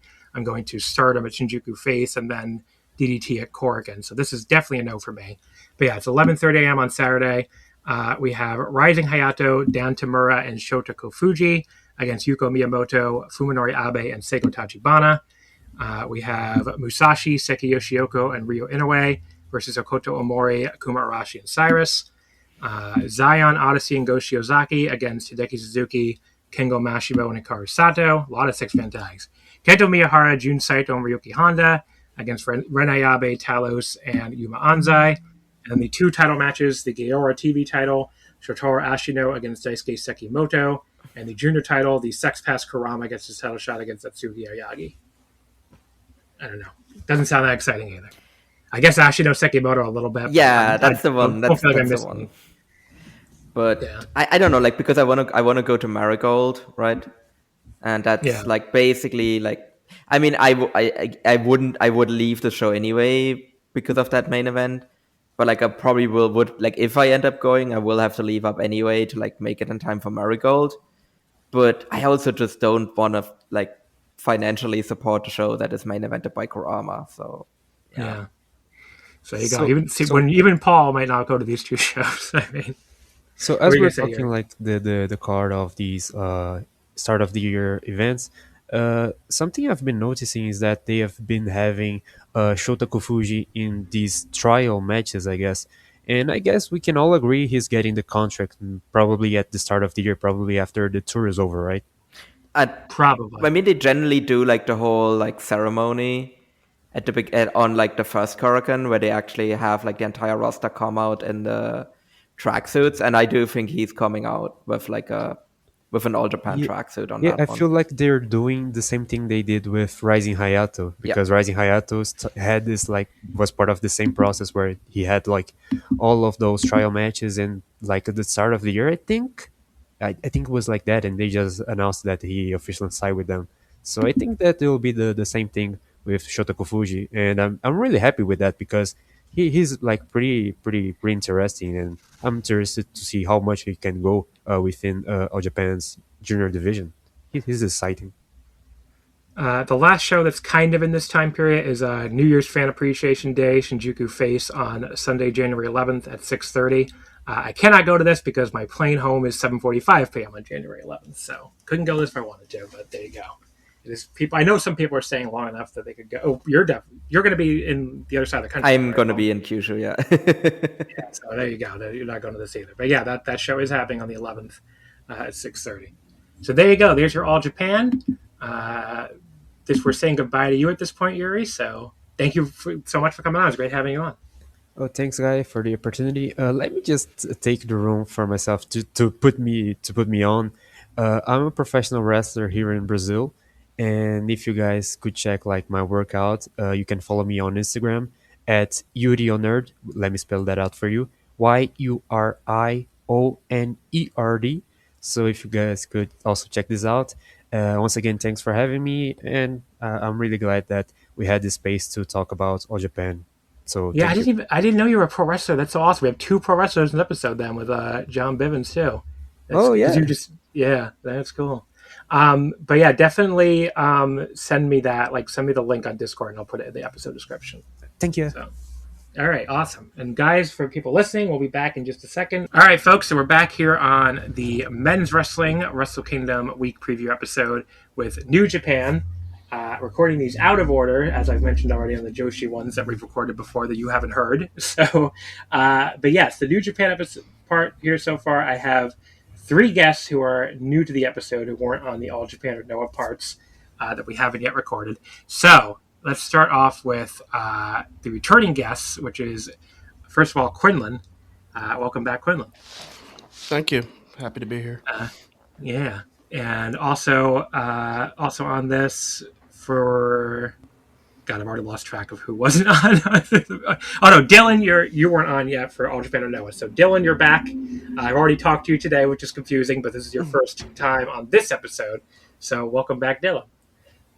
It's great to be back. It feels like we just talked minutes ago, actually, in many ways. I do want to shout out Yuri, Quinlan, John, Paul. We haven't talked yet, but it's great to meet you guys and be on the show for the first time. Also here, who wasn't on any of the earlier segments, I think. Wait, those are the only 2, I think. Okay, it's hard to keep track of all this, but okay. So the rest of you, I will introduce when I have you on for Noah All Japan. So, New Japan. Obviously, they're the reason why all this is happening. Basically, this is Wrestle Kingdom week. They're a very interesting promotion to talk about for their 2025. And I'm really curious what people's letter grades here for their year are going to be, because I feel like there's so many different ways you can go with this.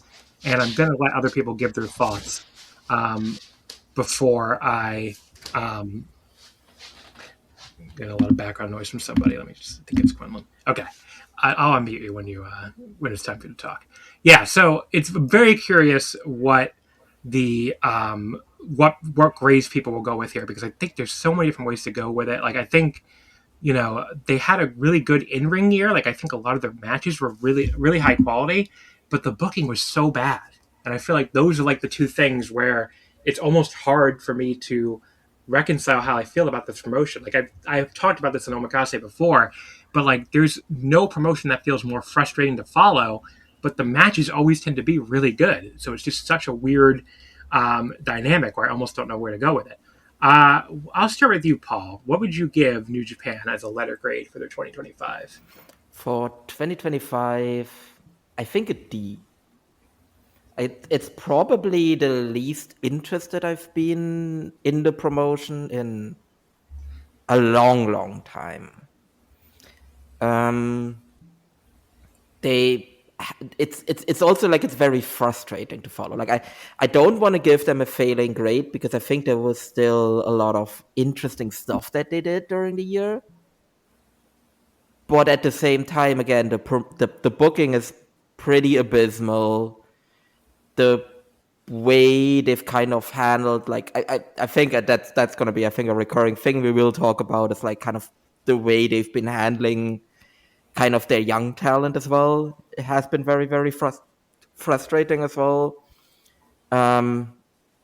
Like, so, like, when New Japan still hits, like when the matches are great, like they're like still like best in the world. That's why I don't want to give them a failing grade, but like it's still just like, it was just so incredibly frustrating and just so impressive. Like the promotion was, it seemed at times the promotion was like actively trying to make me less interested in it.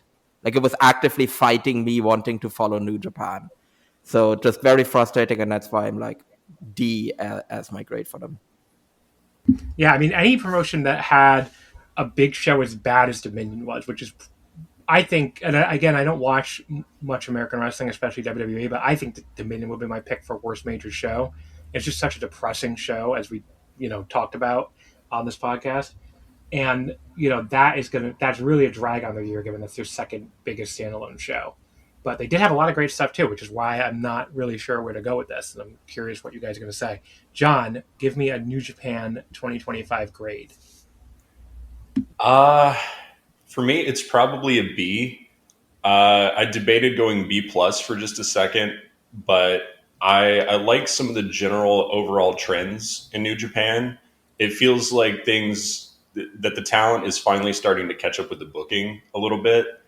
And I think they're in a good position where a lot of good stuff can come next year. This year so far, I've liked Despy's junior title run and sort of the way that he's been able to put a spotlight on that. I know some people are not a big fan of him just having like the same 20-minute match in Korakuen, but it's a really good match, so I don't mind it. So yeah, I thought there's been like a lot of highlights, and still my two favorite matches this year have taken place in New Japan. So, the Gabe Kidd and Kenny Omega match, and Gabe Kidd, Yotasuji. So yes, I agree. Like, the booking has left a lot to be desired, but the in-ring has just been strong enough for me that bad booking hasn't been able to kill off my general interest in everyone and what they're doing. Yeah, I mean, you mentioned two matches I both gave 5 stars to, and there's even a third one, kind of, if you want to count the Desperado Jun Kasai produced show, that Despy Kasai 5-star match I gave that match 5 stars. So it's a promotion with 3 5-star matches this year, and I still feel kind of down on it, which is kind of interesting. But I think a lot of that is just the problems I have with the booking. Actually, Quinn, you got to unmute yourself. I can't unmute you because I'm going to call on you next. So, Quinlan, what would you give them as a letter grade? I've been debating between a B minus and a C plus. I did think Dominion was really bad, but I thought that was the only really bad show they've done this year. I really liked the World Tag League so far. I really liked some of my favorite matches of the year are still in New Japan, so I've still been enjoying it overall, even though the booking has been left a lot to be desired. But the big thing that really made me angry, the putting the world title on Takeshita, didn't happen until like more recently. I was going to say, the big thing that made you and half of Japan angry. Yeah. I mean, John, you remember back in 2024 how angry I was. I was pissed when they put the title on Jon Moxley. Not that I have anything against Jon Moxley. It's just that I knew as soon as he won it, he was going to disappear back to AEW, and they were going to be doing these tours saying, yeah, our world champion isn't here. He's doing more important stuff to him. So, yeah. And then I felt like I was kind of like justified in being my anger when like the world title reign ended and everyone was like, yeah, that was pretty dumb. And I was like, yeah, well, they won't do that again. And then, they did. But I feel like there is hope for the future. I'm sure we're gonna talk about the Tokyo Dome show later. I feel like there is hope with Tsuji and all the young guys. So I think I'm gonna go due mostly to my own enjoyment. I'm gonna go with a B minus is what's pushing it up to that. Yeah, the other thing I want to bring up is a low light, which I didn't think Best Super Junior was a very good tournament. It felt almost like the joke on the Super J-Cast server was that ChatGPT booked it because it was such uninspired booking of that tournament, but it still had some good matches, though. So I thought it was pretty good until the very end when how they finished it and who won. I thought up to that point it wasn't great, but it was fine. Like I wasn't like watching every show like, oh, this is horrible. I was enjoying the matches, and then they did the finish they did, and I was like, oh, okay, well that was dumb, but Yeah, and then they had him win the tournament and then get his title shot at Korakuens and lose. It was very, very weird the way they did that. But yeah, it's a very up and down year, that's for sure. Yuri, what did you think of New Japan's year if you had to give them a letter grade? Well, for the letter grade, I think we can consider like a C minus probably, because like honestly, I'm talking like for myself here, but I wasn't like able to actually get invested in any of the tournaments that they held this year. Like Best of the Super Juniors like was kind of underwhelming, I guess. I don't know if it was like because like many past years it was like pretty damn great, and this one just felt like kind of like underwhelming. I don't know, it just really didn't click with me, so I wasn't that much into the tournament itself. Same thing about G1, honestly. Like I might be in the minority here, but I wasn't like a big fan of G1 this year. I don't know. I feel like the big match climate just didn't feel the same, especially like after you have like all the guys like Okada and Naito leaving, so it just doesn't feel the same yet. I hope the newer guys can like bring this climate back and just like change the scene for New Japan in the upcoming years. But honestly, the only tournament that made me feel like New Japan has been putting something good like this year has been the World Tag League. Honestly, I wasn't like a big fan of World Tag League in the past few years, but this year I'm like really interested. I think that they did like a good job with the now unaffiliated and Bullet Club guys. Gabe Kidd and Tsuji are like a damn great tag team. Same thing about Takagi and Drilla Maloney. So when you have like all those guys like teaming together and like breaking the stable, the faction system, just feels like pretty random, but also at the same time the matches quality and all of those backstage promos have also like been them really good. Like Hiromo and David Finlay backstage antics and all of their promos like been pretty funny, and I've been enjoying that. So yeah, like New Japan hasn't been like much interesting this year, but it's still like a pretty interesting year when you count like all those pandemic years like 2020 and 2021 that were just like horrific. I didn't like any of it. But so 2025 like just marks like the end of an era for New Japan as Tanahashi is retiring. But also I hope that is like the beginning of a new era with guys like Uemura and Oiwa and like Umino too, I guess. But he has like still a lot to prove. But I just hope like it is a transition year for New Japan, and they start pushing these newer guys like just more for 2026. Yeah, you mentioned the G1. That hadn't come up yet. It's an interesting tournament where I really liked one of the two blocks. I thought the A block, I believe it was, with the all the young guys in it with Suji and Uemura and Oiwa and even Umino. I thought they really showed, or I think Umino was in B. But yeah, they really the young guys I thought showed some good. There were some good moments. The Suji versus Uemura match, the G1 especially, felt like a really cool moment for the promotion where the crowd finally treated that as a big deal for that G1 match they had. And I think that was a very positive development for them.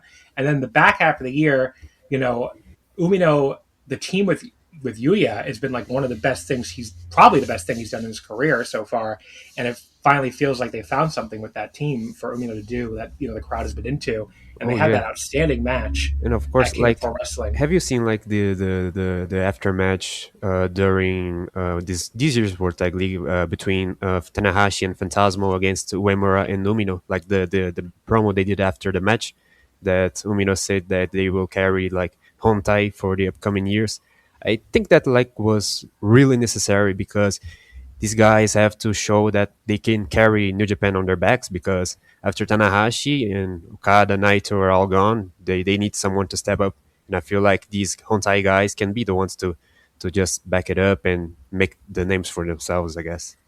Yeah, and then obviously too, you have the Knockout Brothers coming in, and they've really given the whole promotion a shot in the arm, especially the tag division. And like I said, had that outstanding match at King of Pro Wrestling against Umino and Yuya, which was, that was like a 4.5-star match for me, a match I really loved. And it feels like the youth is pointing in the right direction. They're just so far behind right now because of how long it took to push these guys, way longer than it should have. But just there's good developments. It's just, there's also a lot of people wondering who they're going to lose next year. Are they going to lose Gabe? Are they going to lose Drilla? But and you mentioned too the team up of unaffiliated and Bullet Club War Dogs did give the World Tag League a breath of fresh air, and the Japanese fans, what I've seen on social media, are really into that team up. So that also has helped the promotion feel more exciting in the back half of the year. So yeah, maybe a best way to put it is like a good second half after a very mixed first half. But we haven't even talked about Hiroki Goto, who had a great title reign to start the year, and one of the best moments of the year. Him beating Zack for the title in February, which was a really, really cool moment. But yeah, I mean, just there was good stuff here, so that's why they're a very hard promotion to grade this year. Dylan, what would you give them for a letter grade? I feel bad because I was going to bring that exact point up about Goto. I was so into that. Two of my top 5 matches of the year were those Goto and Zack matches. I thought that was some of Zack's best work. You had another one with Takeshita versus Tanahashi in America, which I thought was an incredible match. And in general, you had if I was going to do a baseball reference for here, it's kind of like if a team decided to make themselves a minor league team, to AEW is kind of how they've been viewed in Japan with everything, and why it's pissed off a lot of fans with everything with Takeshita and Moxley last year, as was mentioned before, because there's no real way to judge them from a schedule sense this year because it's been so erratic and up and down. Because the thing is, it's kind of like when people say that Naito was like always pushed as the top star in New Japan. If you look at his track record of titles won, yes, but if you look at those actual title reigns, you see that they never actually gave him a major world title run on there in terms of long term. Whereas this, you had a lot of stuff that measured up to a great year, but it's also kind of fool's gold when you look at it because you did have the great Goto run. I think this Tanahashi retirement run has been very good quality-wise, and it's something I mentioned before. We're really blessed to see this guy go out because you've had stuff like the Muto retirement run. You've seen Marufuji and Noah, who everyone just wishes he would retire. But no, that's not seeming like it's going to happen right now. But then you see Tanahashi, and he's just giving everything he's got to the G1, to Takeshita, as I mentioned. The young guys earlier, he had a great title match versus Goto. And we're building to one of their biggest shows of all time for in the Dome. So there's a lot of good stuff there. And personally, I thought that the Best of Super Junior final was a great match. Kosei and Yo. I thought that was a phenomenal match. The crowd was so into Yo doing the chaos stuff. I thought it was a great story. Obviously, the booking afterwards soured it for sure. That was stupid. But everything with the junior division is just such a frustrating thing in general. And there's just a big problem with this company. If you laid all these things out, the G1 had some big matches. Like you said, Umino and Uemura seems like they've got a good hot act for two guys who are struggling to get over. They're putting it together with Tsuji. There's so much good bullet points to this company. And yet, when I followed them, I also remember watching every show this year for New Japan and how dire it was following them, top to bottom. The business stuff was down outside of the Goto run, which was unexpectedly successful, except to me, because I knew he was a big star all along. But everyone else, it's like they've struggled up and down. They've downplayed things. And it's just been a really rough year to watch, even despite having a lot of good things on bullet points. So it's such a strange year. I can't be completely negative or positive because it's been really hard to follow them and cover them top to bottom all year. But then when you actually go back and analyze stuff, there's so many cool things that happened. So it wasn't bad or good. I would put it at about a C+. I agree where we were kind of in between the C+ and the B-. I would go C+ just because I remember following it, how dire it was. You mentioned Dominion. I made a point on my show that I thought that was kind of an underrated talking point for the low turnout for G1 early on. That Dominion, if you watch by the end of that show, when they did that Game Kid crap on there, the crowd was checked out. Like, and if a Japanese audience is silent, that's usually not a great sign. And they just were totally checked out. It felt like a breaking point for a lot of fans in Japan and in the West. And so that was a terrible, terrible show, John. That was a great point, I do have to say. But C plus feels like where I would lead it. There was good and bad. It was just a completely erratic and wild year. But they are leading into a great, great show in terms of business and importance. So I can't be completely down on it. Yeah, I mean the Dominion review on Wrestling Omakase, my co-host Valky for that episode where we buried the hell of that show. Yeah, he actually canceled his New Japan World subscription after that. So yeah, there's literally a Western fan who was turned off. But yeah, and you have the proof for that. And I listened to that episode; it was very good, for the record. Thank you. I mean, it was not a fun show to record because it was like just us screaming, basically. I mean, I cut off some of the screaming because I was like, this is too much. I can't. But that Doki turn especially was just, I shouldn't even say turn, the non. That was so nonsensical, dumb. I ranted on that on my show too when that happened. It was so dumb. Yeah, just one, and again, it led to the second half of the year in the junior division just being total shit. So, it's just where that Desperado reign, which was an awesome reign. I mean, I view him as the most outstanding wrestler candidate off of that reign. And for it to end on such a fucking wet fart at that Korakuen was just so depressing. But that was really I would say that was the only thing besides the Takeshi title win that was really that bad that they did in the second half of the year. But it was definitely a big negative.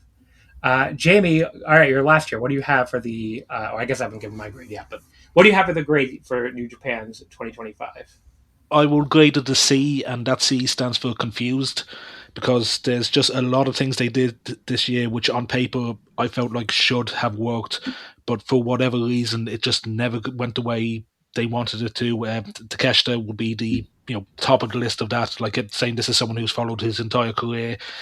As happy as I am to see him as champion, nobody in that company, including himself, really knows what to do with him in New Japan. So that's a big trouble with them. A lot of the units just feel completely out of place as well. Like the United Empire feels completely lost without Ospreay and even Jeff Cobb, believe it or not. Doki, his work in the junior division on paper should be a career highlight, but given the nonsensical heel stuff going on with him and the House of Torture, which just is a complete agony to sit through and not in a good way.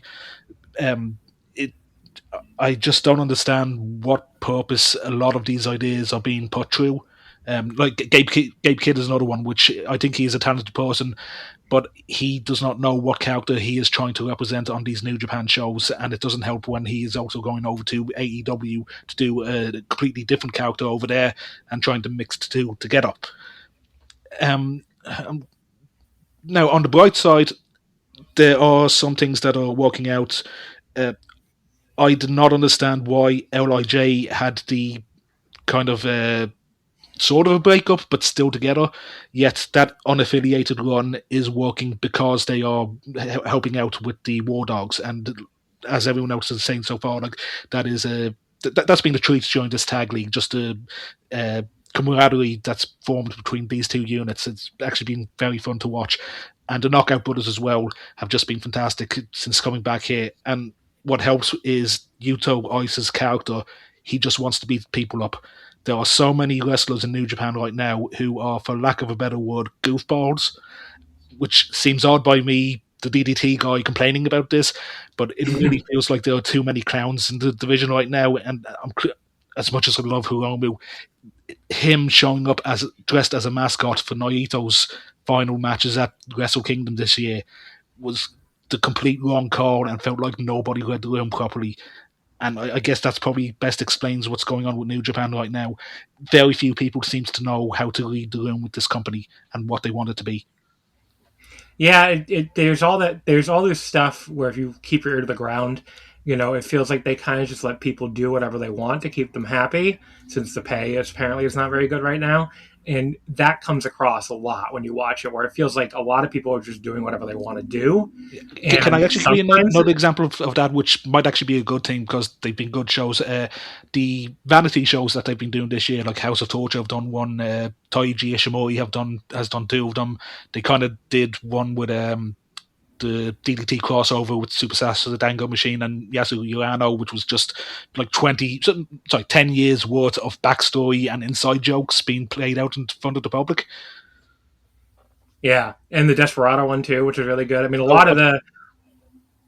Sorry, I was just gonna say a lot of these shows were fun. I mean, the House of Torture thing, like when that show, the Purge Side of Torture, was a ton of fun for people who didn't see it, and like, you know, it shows where the house could work as like these charming goofballs, and when Evil leans into that part of it, you know, it can be pretty fun. But when they're dominating a Dominion show that obviously tanked the show, and when they're dominating the entire junior division in the back half of the year, it doesn't really work because they're just so goofy that you can't take them seriously, and it just makes the people they're beating look fucking stupid, like it did for Desperado when he lost the junior title. And then they win that tag tournament too, and it's just, yeah.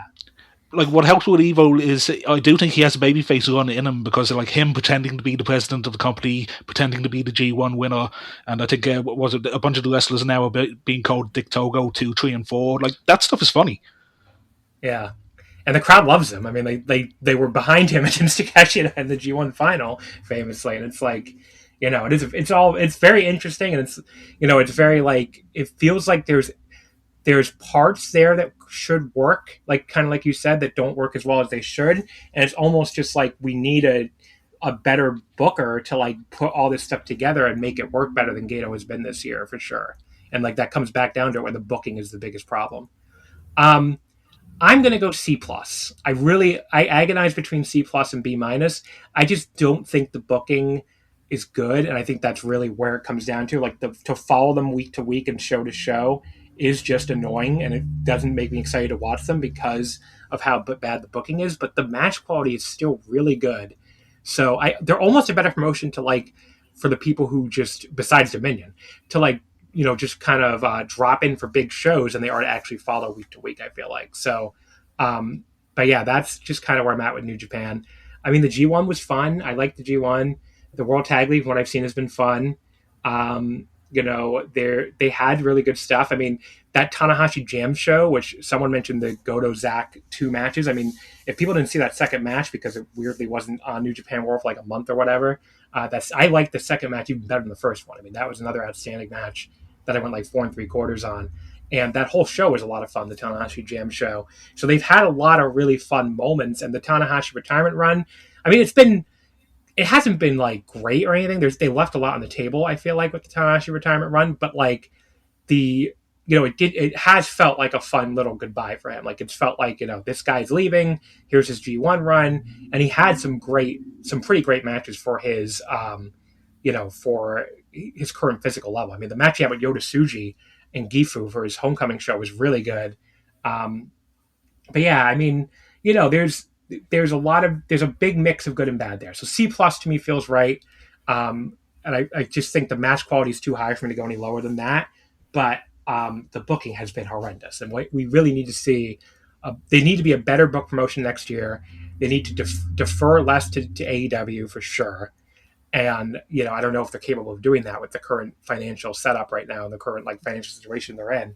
But, you know, there's so many pieces there that I would like to see work out for them next year that I still do feel, I feel cautiously optimistic about their year next year. But we also have to see, obviously from a business standpoint, they're about to do their biggest Tokyo Dome crowd ever. Sounds like they're saying it's a sellout. We'll have to see what the actual number, what that means for the number. But, they're going to do their biggest Tokyo Dome crowd ever.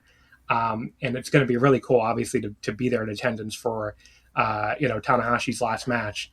And, we'll see where things go after that. We'll see how the business holds up. Obviously, no one's mentioned Aaron Wolf. He hasn't had a match yet, and we're going to see his debut at Wrestle Kingdom. And I think a lot of their year will depend on how he looks as a wrestler. Quinlan mentioned this to me off the air the other day. I'm just like, I don't understand why Dave Meltzer and some other people are burying him so hard. Like, remember you were talking about this, Quinlan? You can chime in here. Like, what has he done for people to bury? Doesn't make any sense. Yeah, he hasn't even had a match yet. which I was like, can we at least wait until he like wrestles before? And they're all, and then some people were also saying, and he's in the ring with Evil, and I'm like, well, did we forget that like, yes, Evil's since he started House of Torture with all the interference. I understand why people don't like that. Did we like convince ourselves now that he's not good as a wrestler? Like, I've always thought Evil was very good. It's just the House of Torture stuff is. He had a great fucking final with Takeshi on the G1 this year. Yeah, he did. He had a great match, and he's always been very good. He just, when they do this, like since he started becoming this heel, in the House of Torture, that's what makes the matches bad. Nothing about what he does. I've always thought he was really good. And Aaron Wolf has literally done. Like he's done like a couple run-ins, which the crowd went insane for each time. I also like to add, like they went nuts when all he did was like do some judo throws or something. But like I don't know why people have already decided no, he's not the one. He's horrible when he hasn't even wrestled yet, like a full match. Let's wait until. I mean, there is a chance that he syncs up the place, I guess. But we don't know yet. We can't predict that. I think, and I don't know. I don't know why people have already like. Decided he's going to be. I mean, the crowd seems to really like him. I think it's twice he's gotten involved, maybe 3 times, in like a post-match thing, and the crowd like went insane for it each time. So I mean, he seems to be over already, and he hasn't even wrestled a match yet. Yeah, I mean, and Evil apparently had a lot to do with training him, and that's why he wanted the match to make him look good. So I'm not really that worried about that. Yeah, so let's get into the card then. So obviously there's 2 shows during this period. There's Wrestle Kingdom on January 4th at 4 p.m.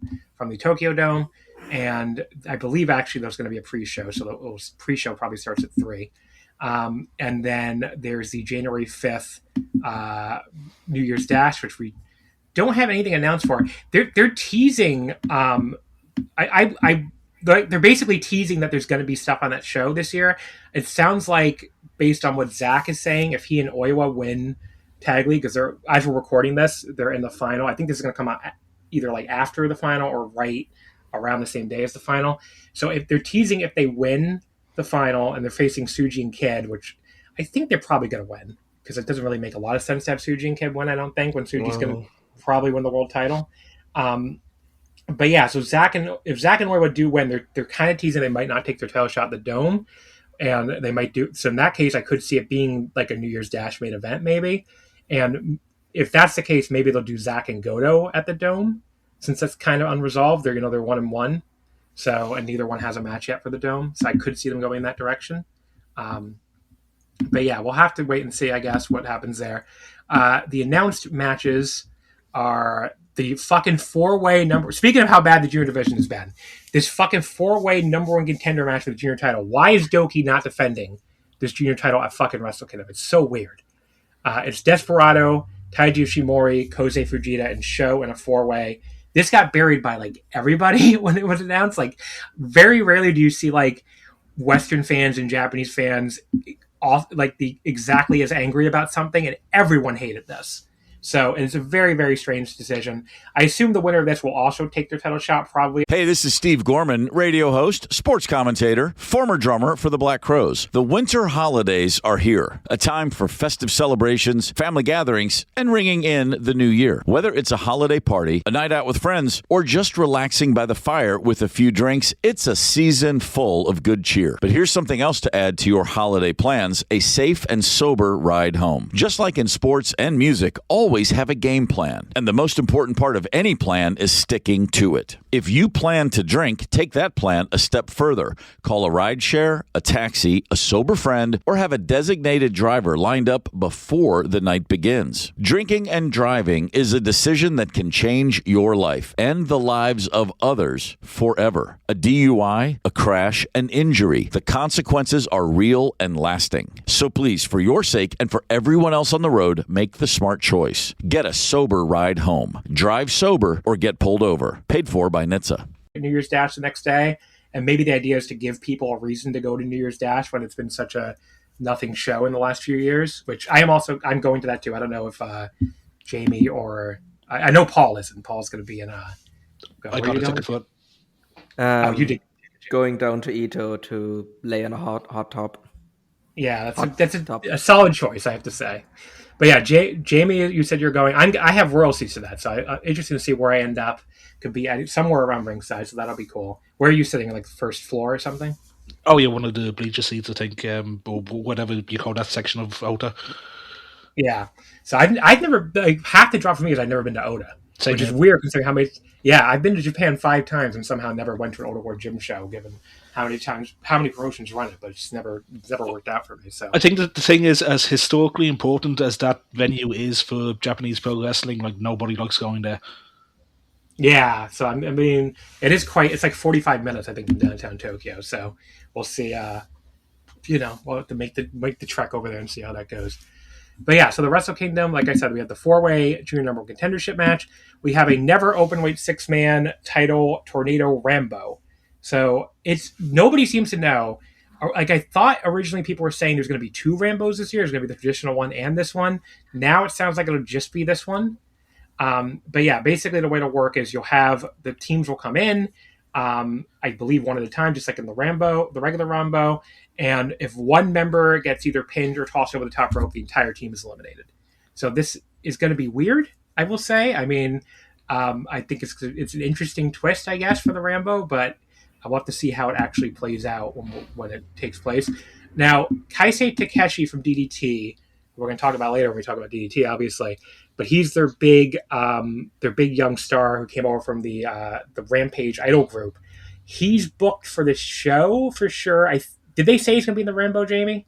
They're teasing it because he is currently DDT's 6-man tag champion with Yuki Ueno and Toy. So maybe the 3 of them will just be in this match. That seems likely. Yeah, so that would be that. I'm really looking forward to it. I don't know if they're going to try to bring him in or like get him on a dual contract the way they eventually did with Ibushi, obviously, but they clearly have a lot of interest in him. And when you see some of the crowds that he's drawn at Korakuens for DDT this year, it makes total sense they'd be interested. I mean, it seems like he's like single-handedly turned business around for DDT, so he might be able to do the same for New Japan if the Sheen hasn't fallen off by then. Yeah. We have the IWGP Women's and Strong. Actually, just before you go on, I just want to throw out an idea for someone who can appear in this match, in the match, just because it feels like this is an excuse to get as many big names onto the card as possible without having them to do anything. What do you think if Jushin Liger shows up in this match? Oh, that'd be really cool. I didn't even think of that because he recently did like some match in overseas or something, didn't he? He did something in New Jersey with Joey Janela. Oh, just like a 3-minute thing where he just came in, did a bump, and pinned him and something like that. But that's why I figured, like, surely he's at the point now where he can just do whatever he wants. Yeah, and maybe that was even a dry run for this, just to like take a bump to get used to it again. But yeah, so that would be interesting. That'd be really cool. But yeah, so the women's title match, double title match. I feel like we haven't recorded the Stardom part, but you would have heard this already when we listened to that. I think we're going to talk about that when we talk about the Stardom episode. There's really a Stardom match that's happening in New Japan, but I think people shouldn't sleep on the fact that this probably sold some tickets because Saya Kamitani is a big deal in Japan right now. She's appearing on like Japanese mainstream like television. This show called what the hell's the name of the show? It's like It's Rabbit or something. I can't remember the name of it. It's like. Or it's like something or something. And like they have like a rabbit mascot. I don't think rabbit's in the name, but I think it kind of sounds like rabbit is why they call it that. But so she appears on that. What? Sorry. Love It. Yeah, Love It. Thank you. So she appears on that all the time. They even did a match on that show, which was with her and Hanan. They taped just for the show, which was the first Joshi match on Japanese broadcast television in something like 35 years or something. So she's a big deal right now. She's a big celebrity. They're like reporting on her. Like I just saw the other day, there's this famous Japanese media site like / publication. I think it's called Orion or Oricon, and they reported on Saya recently, which they pretty much never report on wrestling unless it's like mainstream star appears in wrestling. So the fact that they're reporting on this, they have like something like 1.5 million followers just on Twitter alone, and that should show you what a huge mainstream star Saya is right now. So she probably sold a few tickets here being on this show. And I think this might get a better reaction than you normally see these women's matches in New Japan get. So that'll be interesting to see. Saya will also be coming off of this. She's also World of Stardom champion as we're recording this. She may have lost it already to Soriano. Hopefully, if there's a God, for me personally, she will have lost to Soriano at Dream Queendom about a week before. So she could come right here and win the IWGP Women's title, and just basically take that belt from Shuri and be a double champion at that point again, since she also has a strong women's. Although I think they probably will just merge the two titles since they're kind of dropping the strong branding. They had that one show announced in late February, the New Beginning in USA show, and they're not using the strong branding for that. So it seems like that the brand might be coming to an end. So it wouldn't surprise me if they just unify the titles. But yeah, that is also on the show, the double title match. We mentioned already the never openweight title Aaron Wolf debut match. He's challenging Evil. I would be stunned if Wolf doesn't win this. Does anyone think Wolf's going to lose to Evil? No, why would you I mean, we're talking about New Japan booking being very frustrating over this past year, but even at their worst, I don't think New Japan would be that stupid to be they very clearly position him as someone that is going to be a big deal immediately, and having him then lose his first match would just be what's the point? Why what do you gain from him losing here? It's just give him a strong win and then you're off to the races from there. Literally anything else is just doesn't make any sense. And the never title is a good position for him because you have him, you establish he's a big deal right away. You give him this never title. He can have some defenses, and then we see a first real. You could have a rivalry with Olden Bolton. They both have the the legitimate background. Maybe Bolton's even the guy who beats him for the title, and then he has to win it back. There's a lot of directions you can go with him winning this never title. So yeah, I think that's probably going to happen. The double title match, the other double title match, I should say, for the IWGP World Heavyweight and Global Heavyweight title. Takeshita against Tsuji. I famously said if Takeshita wins this, I'm going to stop watching New Japan for a little while.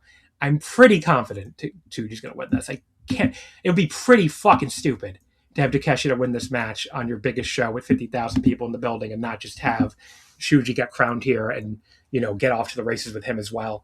Does anyone think Takeshi's going to retain? Does anyone have Takeshita winning? Yep, sticking my hand up. I think so. So what I reckon is the storyline that they've been telling with Takeshita, or at least trying to tell, is that he was the one who stepped up when the New Japan's modern day Busketeers couldn't get the job done, and this is just the first of this generation stepping up to challenge Takeshita. He still has matches with Umino and Gabe Kidd setting up, which I think can be done as future title defenses. So I think Takeshita's title reign has really just started. Wow. Okay. I don't think it's a sure thing. I do think Tsuji is probably winning, but I don't think it's 100%. I wouldn't be shocked if Takeshita retained either. Okay. I guess I'll be taking at least a month break from New Japan. It's it's 60-40 for me that Tsuji wins, but I don't think it's impossible for Takeshita to retain. I really don't. The thing is, if that happens, we're going to hear people say that Tony Khan forced the booking to stay on Takeshita if that happens. Can you imagine if the show ends with Takeshita and Okada facing off? Oh my god! Yeah, please God, no. And honestly, we got about Takeshita versus Gabe Kidd for America. That's what I'm saying. New beginning. You could do that anyway, though. You don't have to have him as a champion. I don't know. Yeah, I mean, I guess I see that. Sorry, go ahead. Yeah, John. Like you said, it would be pretty stupid for New Japan to have Takeshita win the main event in front of 50. Is it 50? People are saying it could be 50. I don't know. I'd wait to see how many seats they actually sold. No one really knows. It's going to be at least 42 to 45, I would think. Yeah. It would be stupid to have Takeshita win the main event against one of the biggest younger guys New Japan has, and has ace potential. And you said that would be stupid. And honestly, that sounds like a reason why they would do it. Because New Japan usually does this. They see something pretty stupid or some dumb thing that would happen, and they just go with it. They don't think in the longer run. I guess they don't think what would be of the roster of the factions in 6 months or so. Because if you have a Takeshita win, maybe you could have 2 or 3 defenses that could be good when you mention match quality wise. But you would just bury your guys in just to promote like a guy that even isn't even technically yours, because Takeshita is just going back to AW and he'll do his thing there. So honestly, I wouldn't count out Takeshita winning the match at Wrestle Kingdom. John, you really haven't said anything. What do you think about Takeshita and Tsuji? I think I just stay with the consensus that there's a decent chance that Takeshita retains. I think Suji wins, but I'm not betting any money on it. Yeah. Paul, I can't remember, did you say which one do you think is going to happen? I think Suji is going to win. I get the fears and everything about like this turning into an AEW angle, but I feel like, I mean, it's the Tokyo Dome. Like at the end of the day, gotta go with like the New Japan like person here, really.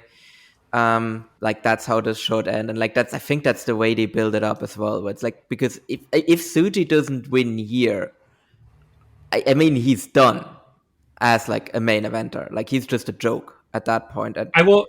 Do you know what gives me some? The more I think about this too, what gives me some confidence Suji's winning?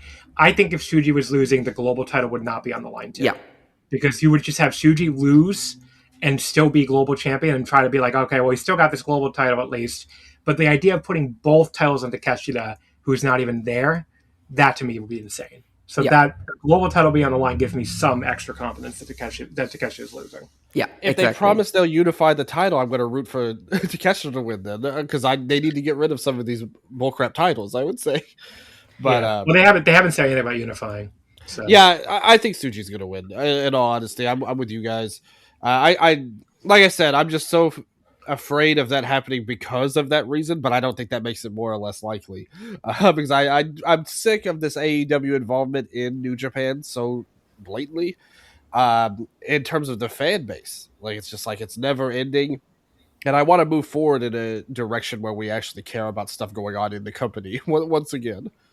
Yeah. No, I totally feel that. And just like it makes also like any like discussion about the promotion really annoying, because you get these you get these super over defensive AEW fans involved in everything, where they're like yelling at, like they started like yelling at Japanese fans on Twitter for being mad that Takeshita won the G1. I'm just like, what the fuck are you doing? Like, Jesus fucking Christ. You're so stupid. One thing I have to say though, while I do think Suji is winning and everything, and he's like, they very clearly are like going to push him, I don't think he has it. I don't think, I know that like New Japan is now in a situation where they need to go with somebody and everything, but I don't think Yota Tsuji has ace energy. And it's going to be interesting like how his like title reign goes, but I don't think he's going to be like, I don't think 5 years from now, I don't think he's like the definitive ace of the promotion. Yeah, we'll have to see. I mean, I will say there is of the New Japan hardcores that are left, they really want him in this position. I mean, they were really mad when he didn't make the G1 final, win the G1. So, you know, like if you look on social media and stuff, like there was a lot of anger among the Japanese fan base that they weren't going with Tsuji. So the hardcores are behind him. I think that he has the best chance of the people they have. Like of the young guys, I think he's the most, like he's the closest to being there. Yeah, and I think the question is, can he be a big enough star to keep some of these people who are coming just for the retirement match, you know, to keep them around? And that'll be their big question of the year between him and Aaron Wolf. Will they stick around more, and will they draw some better crowds? Because we didn't really talk about their business that much. Their business was not good this year. I mean, besides drawing this big crowd at Wrestle Kingdom, which for Tanai's retirement, they did, you know, the G1 final was down. You know, most of their October King of Pro Wrestling was down. You know, a lot of the Dominion was down. I mean, the Dome shows, I mean, Kadani himself admitted, like, was it was bad. Both the Dome shows this year were bad. I mean, the Goto reign popped a little bit of numbers. Like the New Beginning Osaka did a great number, and you had Naito's last match did a great draw too in May. Yeah, so the Goto reign was mostly positive, but besides that, it was like, ugh. Yeah.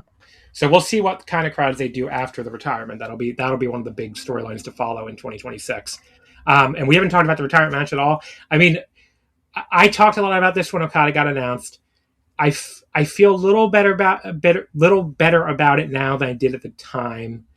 I just, you know, I'm not sitting here like dreading the match or anything. It's kind of like, you know, I'm sure it'll probably be good.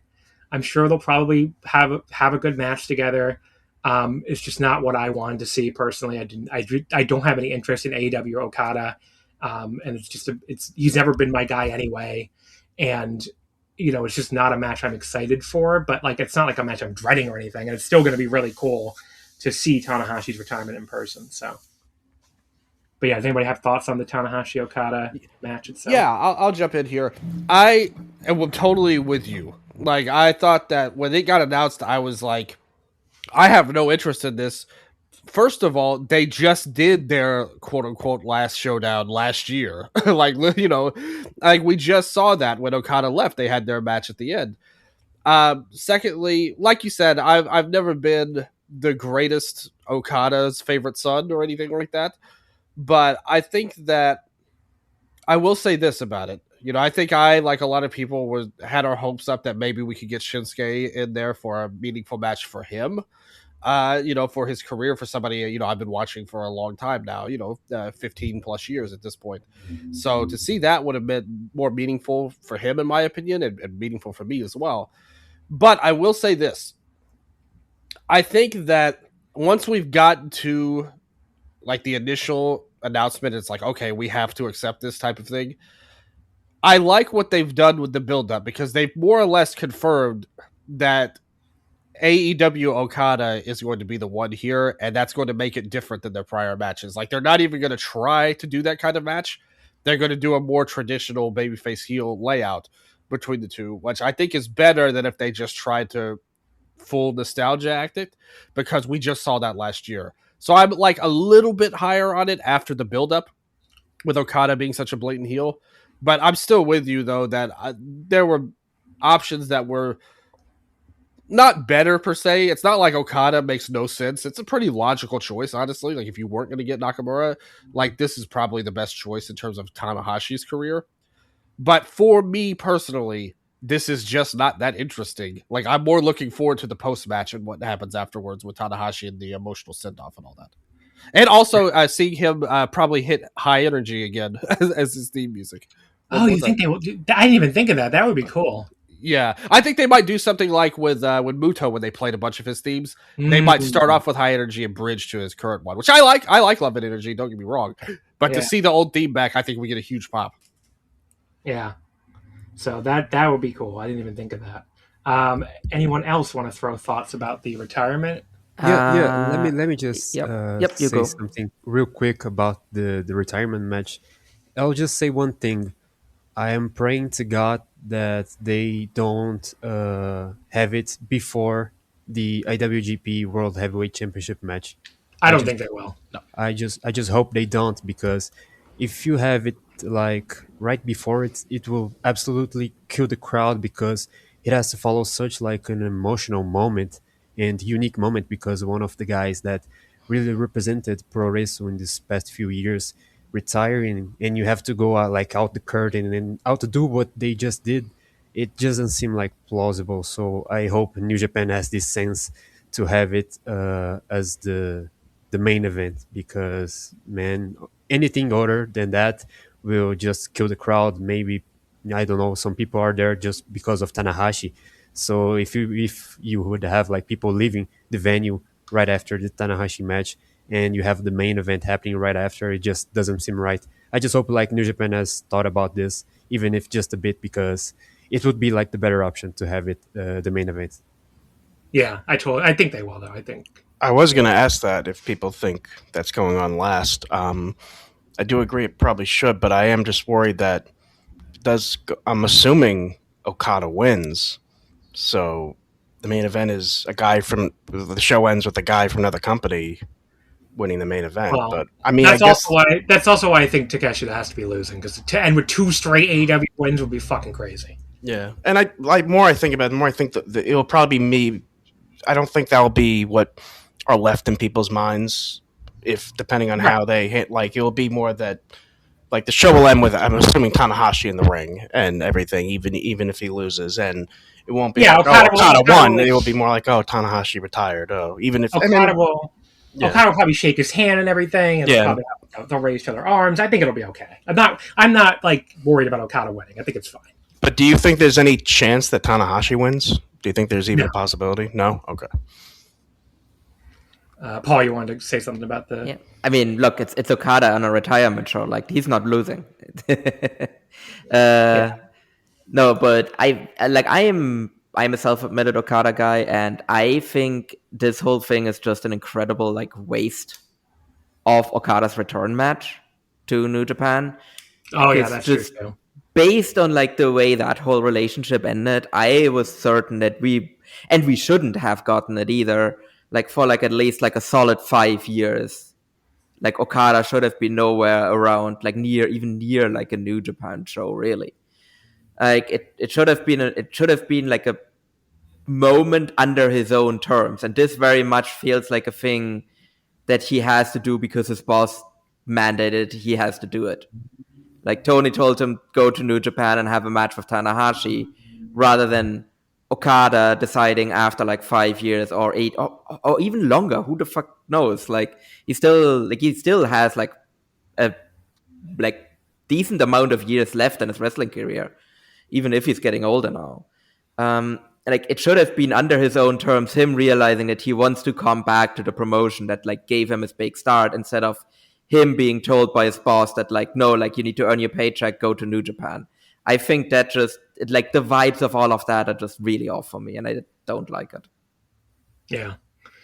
All right. Well, any final? I think a couple people didn't get to talk about this retirement match. So anybody want to throw anything else in before I wrap this New Japan segment up? Paul just mentioned like this is Okada in a retirement match, so I'm suddenly thinking, is Tanahashi going to powerbomb Okada onto his head like Tenryu did? See, no. What I'm thinking is Okada is gonna like give Tanahashi a high fly flow and then pull him up and then hits the Rainmaker. Because I'm thinking of his match with Kaito on the Muto retirement show. Yeah, that was something. Yeah, that was something that's not going to happen here. Tanahashi would not allow that. No way. John, did you want to say something? I just had a question. Do we have any confirmation on the story that has kind of been coming up? Like, I think it started yesterday or early this morning about Tenzan retiring on the No. Okay, so that was a mistranslation of it. So Dave already deleted that. So basically, the Grok app, the stupid AI thing on Twitter, is very bad at translating Japanese wrestling names. And there was this one specific tweet where it mistranslated Hiroshi Tanahashi's retirement as Hiroshi Tenzan's retirement. And that's what Dave was reacting to. So that's a good reminder, everybody. Do not believe auto-translate without checking yourself or asking somebody who knows Japanese, because auto-translate can get it wrong. And yeah, Dave already deleted the tweet when I assume somebody reached out to him and told him that was wrong. So yeah, Tenzan not retiring. It's amazing that Tenzan has lasted longer than Tanahashi. Yeah, it is crazy. But yeah, I remember right before COVID, I think who retired? I think it was Nakanishi. Nakanishi, yeah. And I think, well, next year's probably Tenzan, and here we are in 2025, and he's still going. He's still not. Yeah. I saw a comment from earlier today about how Tatsumi Fujinami has been on the first New Japan show, and he's still going. Yeah, that is crazy. Oh, yeah, he's still going too, yeah. All right, folks, so we can wrap up New Japan there, I think. I think we pretty much covered everything. Again, New Year's Dash is the next day on January 5th. That's at 6:30 at Autoboard Gym. We don't have any matches for that yet. I think it probably will have the junior title match from the number one contender match the night before, and maybe now a tag title match, depending on what happens in the tag league final that many of you listening to this probably already saw, but it has not happened yet as we're recording. So, but yeah, there you go. I think for this episode, we're saying goodbye to somebody. Who are we saying goodbye? Oh, Quinlan for sure. So Quinlan, thank you for coming on. Did anything you wanted to plug? No, but I was happy to be here. Yeah, thanks. Dylan also, actually. So Dylan, go ahead and plug Eastern Lariat. Yeah, it was a late switch. I'm sorry for not being on for the last thing, but I'm really happy to be on here. It was great talking to all you guys and hearing your thoughts on things. But yeah, check out Eastern Lariat at Eastern Lariat on Twitter, at Viva_0 on Twitter, Blue Sky, Instagram, all that stuff. We're all there. Gonna have the year-end awards this year, so I hope everybody votes for those. Yeah, I always vote in that, so I'm very excited to vote in that again.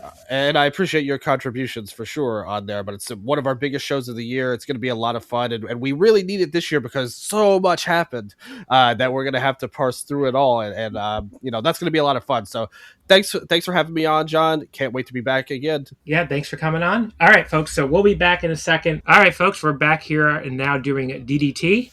So all three of the guests here have already been on the episode earlier. I'm losing track at this point about how I'm putting these, like who was on what segment, but they were on parts of the episode already. Armutha, John, and Jamie are all here with me. So we're going to talk about DDT's 2025. I'd be surprised if this wasn't one of the more positive ones we did for these 2025 grades, because I've at least loved their year. I mean, they've had a lot of great in-ring stuff. Their business seems like it's turned around. Jamie, why don't you go? What letter grade would you give DDT this year?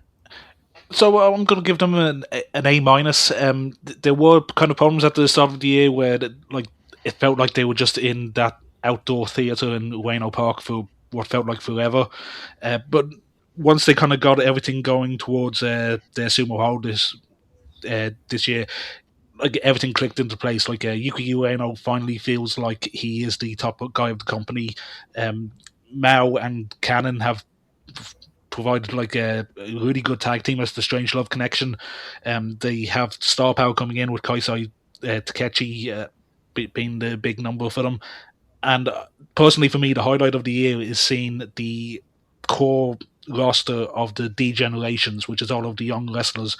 They've all been pushed this year. They've all been established as the solid spine of the company now.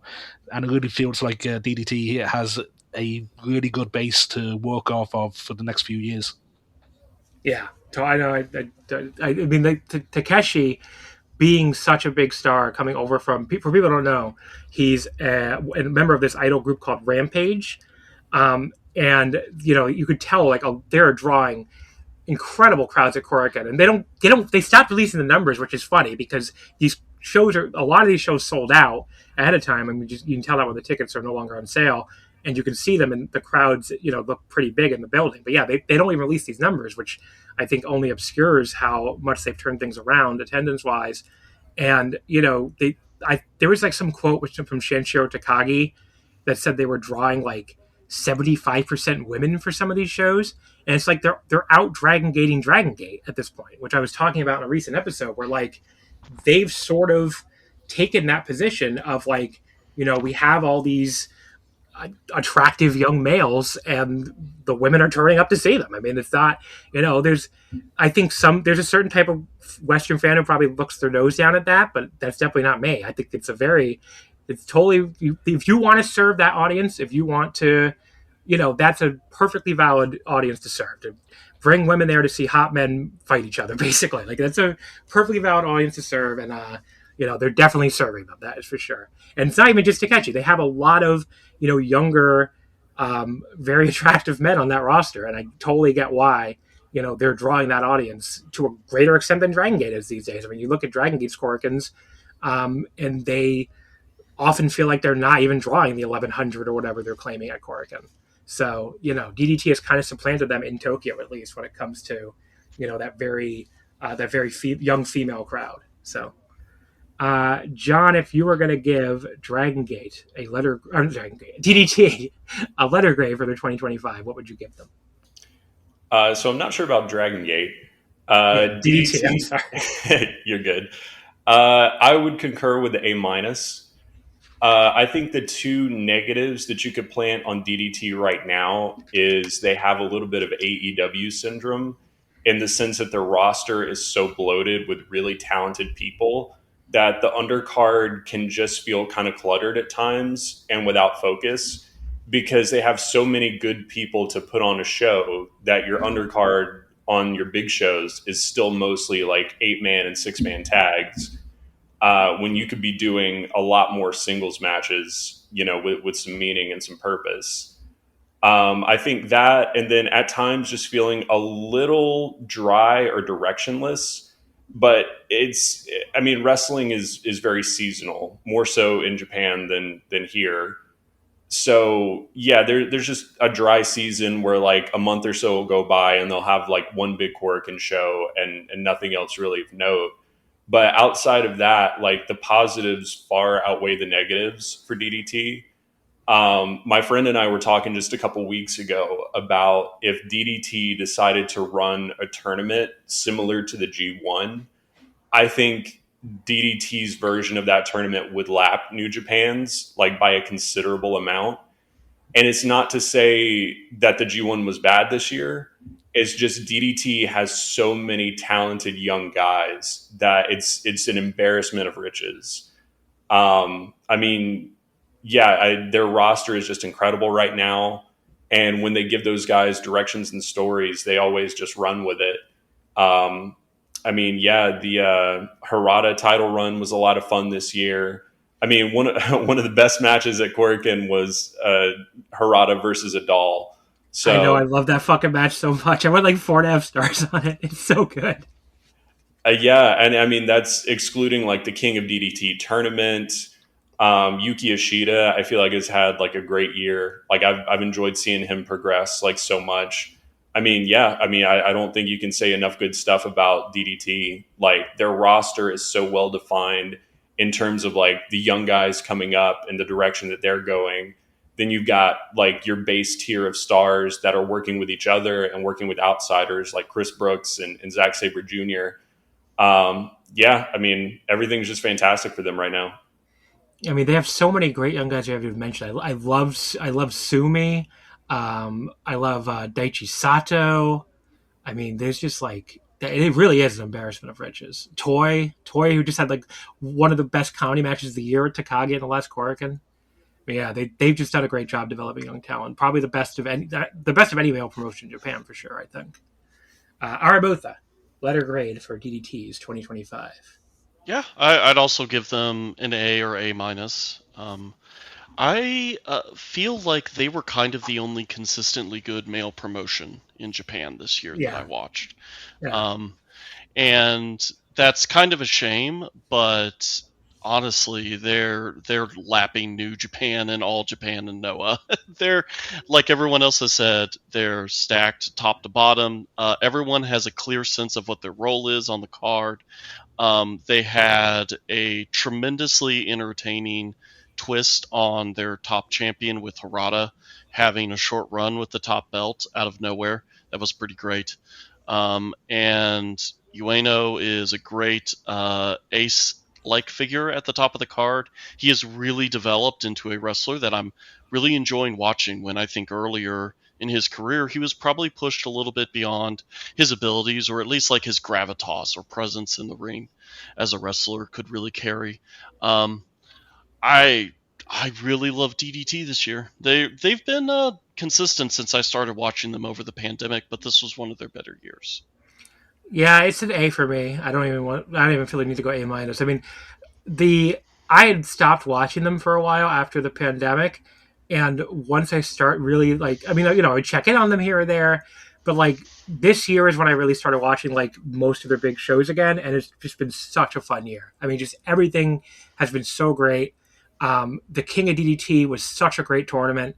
It ended with such, an amazing final with Higuchi and Kanan, or can't, what, I can never remember how to pronounce his name. But yeah, I mean, just a great final. Peter Pan, those two shows, when you have the night one that had that incredible Higuchi Akiyama match, one of the most underrated matches of the year, in my opinion, where Akiyama turned back the clock and had that outstanding match with Higuchi for the title. And then night two, that Hirata title win. I mean, Kazuki Hirata is like one of my favorite probably my favorite comedy wrestler of all time. I don't think there's anyone I like better. And for him to get that moment was just such a cool fucking moment. I just, one of those moments for me as a fan that I'll never forget. Just like I never forget being in the building when he debuted his cover of Tokyo Go. Just an all-time favorite moment of mine, Shinjuku Face. And then seeing him win the fucking title, I don't know. There's really very little negative to me. Like we didn't even mention Takeda, who's another great young wrestler for them, is going to be challenging, or Takashi Masada. We didn't even mention Takashi Masada, who's going to be challenging for the KOD title soon. and he's another great young wrestler. Chris Brooks Yeah. had a great year as Chris Brooks had champion a really as well. good year. Minoru Suzuki was revitalized for a while there. Yeah. Suzuki had a great run as Universal Champion. I mean, yeah, there's very little negative. Like Jamie said, the very start of the year, I guess they were in Orlando too long. But like for the smaller shows, the beer garden shows this year were a lot of fun too. I mean, they had that awesome battle royal too, that ended with Ueno winning the title shot. That and in a way like ended up kind of teasing or like being like a what's the word I'm looking for? Foreshadowing. Thank you. Foreshadowing the Hirata title win. And it just that was a great example of just how great this promotion can be booked sometimes, where they really they have stuff planned in advance and they really do a great job teasing it and bringing it along. So, yeah, I mean, this was the Japanese men's promotion of the year. I don't even think it's close. When we get to all the Joshi stuff, I think in the next episode, I do think Stardom had a better year, but I don't know if anyone else in Japan had a better year. I think it's probably Stardom 1, DDT 2. I think those are the two promotions of the year for me. And I think this is, DDT had an outstanding year, and I'm very excited to be front row for their January 3rd Korakuen, as we'll get into in a second. Okay, so the schedule. If you're in Japan early enough, you can go to Shinjuku Loft on December 23rd and see NWA Junior's first solo live Eve's Miracle, to the big stage we dream of someday. So this is just an idol performance by them, right, Jamie? Yeah, it's just a concert. The band has been challenged by Takagi to try and, I think it's like, win an award for the best debut act, and they need to put together a concert in order to qualify for it. Yeah, so they are. There's the ticket categories are so funny. Where there's like men can have fun too, heart, men only ticket, and then let's make this the best night ever, heart, women only ticket. It's kind of funny. But yeah, I kind of wish I could go to this, but it's a little too early. I heard that the band that is playing beneath them is the group that does Shunma Katsumata's song, I heard. Oh, that's cool. The next day, again, too early for me to go, but they are running this. December 24th at Shinjuku Face, Holy Fight Night 2025. That is a 7 p.m. start at Shinjuku Face. We have some matches announced this already. Yuki Ueno and Toy versus Mao and Sumi. Illusion versus Kumadori. Kanan versus... I don't think this auto-translate is correct. Let's see. Yuya Koroku, thank you. And then we have a Chris Brooks and Takeshi Masada. I always accidentally say his name incorrectly. I always want to say the deathmatch wrestler. Yeah. Yes. Chris Brooks and Takashi Masada against Higuchi and Yuki Ishida. And is there anything else announced for this? Oh, there's an 8-man tag. Daisuke Sasaki, Okatani, MJ Pauly, and Demis against Yuki Ino, Yuki Onaya, Super Sasango Machine, and Soma Takao. I thought Soma Takao was injured. He's going to be taking a break in January to deal with a knee injury. So I think he has 1 or 2 more matches this year, and then that'll be it for a while. Okay, and I think there's one more match, but Daiichi Sato and Uni against Rukia and Hinata Kasai. There we go. Thank you very much, Jamie. So that is your DDT card for Holy Fight Night on Christmas Eve. Oh, is that Kasai Jr.'s first main event? No, that's the opening match. Oh, oops. Yeah, I think I read that in reverse order. Sorry, they listed the other way around. Then we have so do you want Jamie? You can pitch because I haven't really watched this at all, but I know it's a thing. So Super Japan Pro Wrestling. That's like Shinichiro Takagi's offshoot brand. That's sort of like old school DDT, right? It's the best way to put it. Yeah. So he's celebrating 30 years of being in the business this year, and came up with an idea to run his own shows away from DDT, booking wrestlers who are not contracted to DDT. He called it Super Japan because originally that was one of the names devised for the company back in '97 when they first launched it, but they decided against it and went with Dramatic Dream Team. Since then, it has been a lot of throwback gimmicks. So, for example, Mikami and Takeshi Sasaki from Freedoms, they were long-time DDT wrestlers back in the 2000s. They'll be on the show. I think I have the card up here now.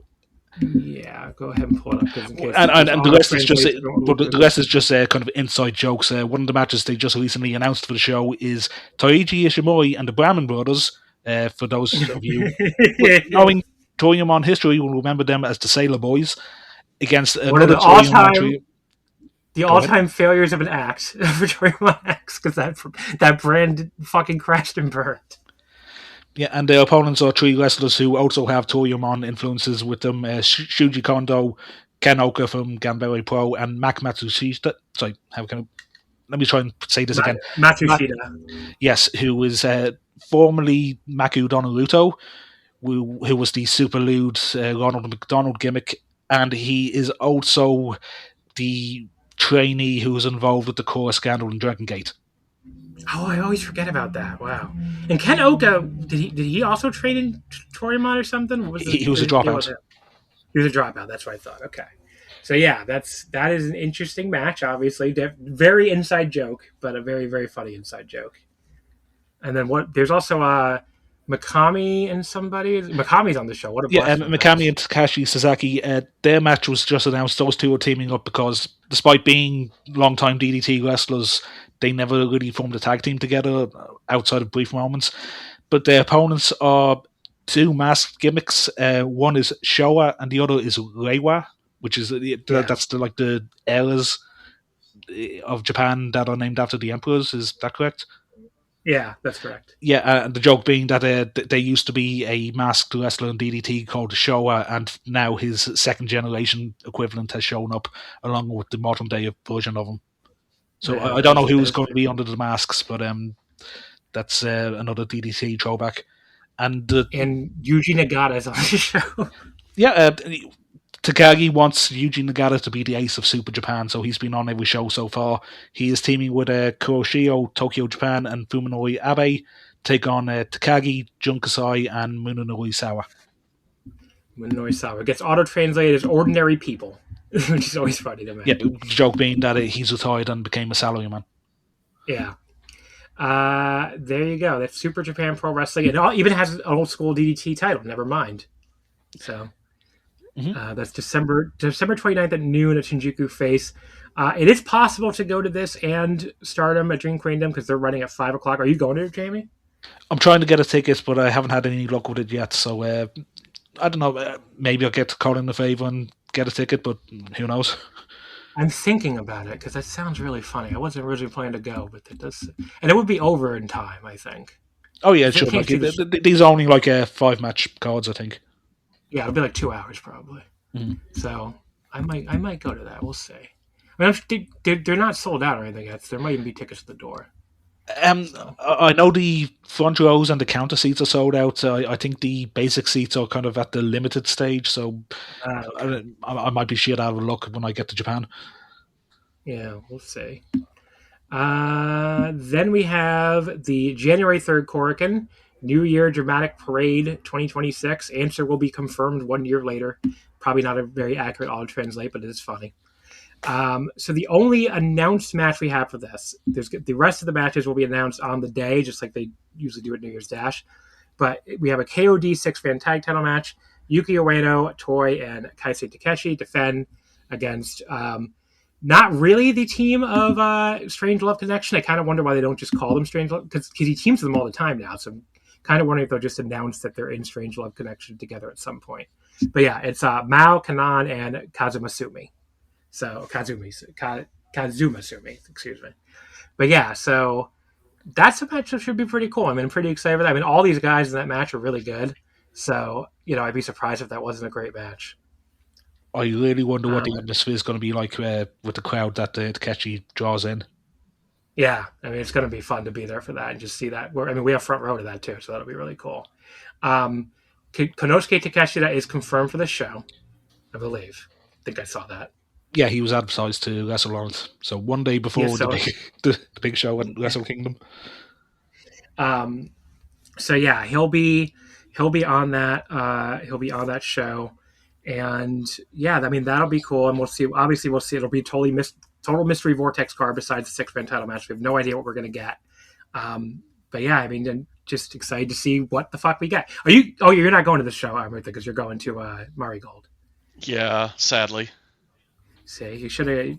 I don't know. I mean, I don't know. I can't really because the Marigold show looks good too, so I can't. It does. It does. I'm Yeah. mostly bummed that it doesn't look like there's any good spots for me to catch DDT live in Japan after the year they've had. There's always one promotion like that for me for every trip. I get because it's like last time I really want to see Noah this past April, March because that was like right with the peak of Ozawa's first run, and like I kept just missing them. Like I got back to Tokyo the day after they ran Shinjuku Face, and they just weren't running any other shows anywhere. It felt like I was going to be. So there's one of the other ones. There was like I couldn't see All Japan live for the longest time because I actually skipped out in the Champion Carnival opening in 2016 to go see the band in the opening of this podcast actually, which I don't regret doing that at all. But then I couldn't see All Japan. It took me until I think it took me until 2 years ago to see All Japan finally, the 2024 trip. So yeah, it's kind of weird how that happens. But yeah, there's your DDT. There's actually, this is really pushing it. There's a D-Generations show in Shinagawa Prince Hotel Monday, January 12th. So if anyone's still there late enough to see that, that's a noon start on January 12th because I think it's a holiday in Japan. So there you go. And that is your DDT breakdown. And Aramutha, actually no, that's it for you for this episode. So I'm gonna get. I think you're the first person to give their path of glory. So Aramutha, going to Wrestle Kingdom week, what is your path of glory? What shows are you definitely going to? And you can even include if you have any maybes, you can include those too. Sure. But yeah, what are you going to? So I'll start with a maybe because I land late on the 27th. Like at 10 p.m. is when I'm scheduled to arrive at the airport. I don't know what my energy levels are going to be like, but I would love to start the trip with Marvelous at Korakuens Hall on the 28th. I really wanted to go to that, but I ended up picking JTO instead. Yeah, that's a tough choice, but I'm feeling pretty good about that, and I love a lot of that roster, so I'm sure it'll be a good show. I'm just gonna miss not being able to hear the owner of the promotion yelling into a mic while holding a hand cam that's shaking as she records the match. It's just not the same experience. Then next, Dream Queendom on the 29th. I'll be going to Ryogoku for that. And then my next wrestling that I'll be planning to go to is actually on the 31st because I'll be going to Comiket for the 30th. AJPW and Ice Ribbon. And I think you and I, John, are going to be doing that together. Yeah, I forgot that we were going to do the giant because I think I have your ticket for All Japan, and then I forgot you're also doing the Ice Ribbon All Japan Dash. Yeah. Right? So we'll just buy our tickets together for Ice Ribbon as well, and just tag together to. They will be available at the door. Don't worry. I'm sure. Yes. Speaking of that, Toshigi Pro, which I have no knowledge about Toshigi Pro itself, but I know Sari and Mirai are going to be wrestling at that show, so I have to see that on New Year's Day. That's why, because I wasn't planning to go to that either, so that's why I'm going to that. I haven't bought a ticket for that yet either, so I guess we could just go. Well, yeah, we could go to that together as well, yeah. And then after that, Noah the New Year at the Budokan. I'm excited about that. After that, then on the 2nd, I don't know. All Japan doesn't sound compelling. Y'all talk about Big Japan later. Maybe you can sell me on the idea of going to their Korakuen in the evening. I might just take this day to wander around and play games in arcades. I don't know. Yeah. I'll go back to wrestling on the 3rd, though. We buried. I was going to say, you weren't on the All Japan second. We fucking buried those Korakuen cards. They look pretty bad. The second and third. Yeah. Yeah, I bet the show on the 31st will be okay, but no, the 31st looks pretty good. Yeah, the 31st I have a good feeling about the 2nd and the 3rd Korakuens. Yeah. So then on the 3rd, I've got Stardom at Shinjuku Face with you, and then we'll go to Marigold. I'll go to Marigold at Oda City Ward. And then finally, it's Wrestle Kingdom Day on the 4th, TJPW, with you and a lot of the other people on this call, actually. And then we'll go to Wrestle Kingdom. That's pretty much the path to glory for me, because I'll be leaving Tokyo. Dash? Not going to do Dash, no. We're going to go to Osaka the morning of the 5th and start exploring more of Japan beyond that. And I won't go to a wrestling show until like the 10th or so. So for Stardom. We have the two Korakuens, the 10th and 11th. Yep. Hopefully, you'll talk about this when you get to Stardom in the next episode, but hopefully they'll rerun their unit tournament, and we'll get to see some matches for that. Yeah, that would be awesome if they did that. I hope so too. Do you fly home the 11th too? Yes. Okay, that's what I thought. There you go. So we'll both have that. It's cool. We'll get to see a wrestling show the day we fly home. I don't normally get to do that. That's why I don't think I've ever done that actually on my 5 previous trips. But they had that the combination of Stardom being 11:30 a.m. and then not having the flight till 7:45 p.m. There's no danger of like missing my flight or anything. So yeah, I assume your flight is also like evening. It is also evening. I can't remember. I think it's at Narita. Let me check. So it's a different airport than what I'm landing in, so that'll be a little weird, but it's late enough that I don't think it's going to be an issue. Yeah, you have to get there 2 hours before you're fine. I mean, the Japanese security doesn't take very long in my experience. So, like even not having anything like pre-check, like you do in America, I don't remember ever waiting more than like 20 minutes. So, all right, thank you, Aramuta, for coming along. I had a lot of fun with you on this episode. Yeah, same. Looking forward to talking to you next episode, actually. Because we're gonna do that. Christmas Eve Omakase. All right, folks. All right, so everybody listening, we'll be back in a second to wrap up the men's episode with first with Ganbare and BASAR. So give me 1 sec.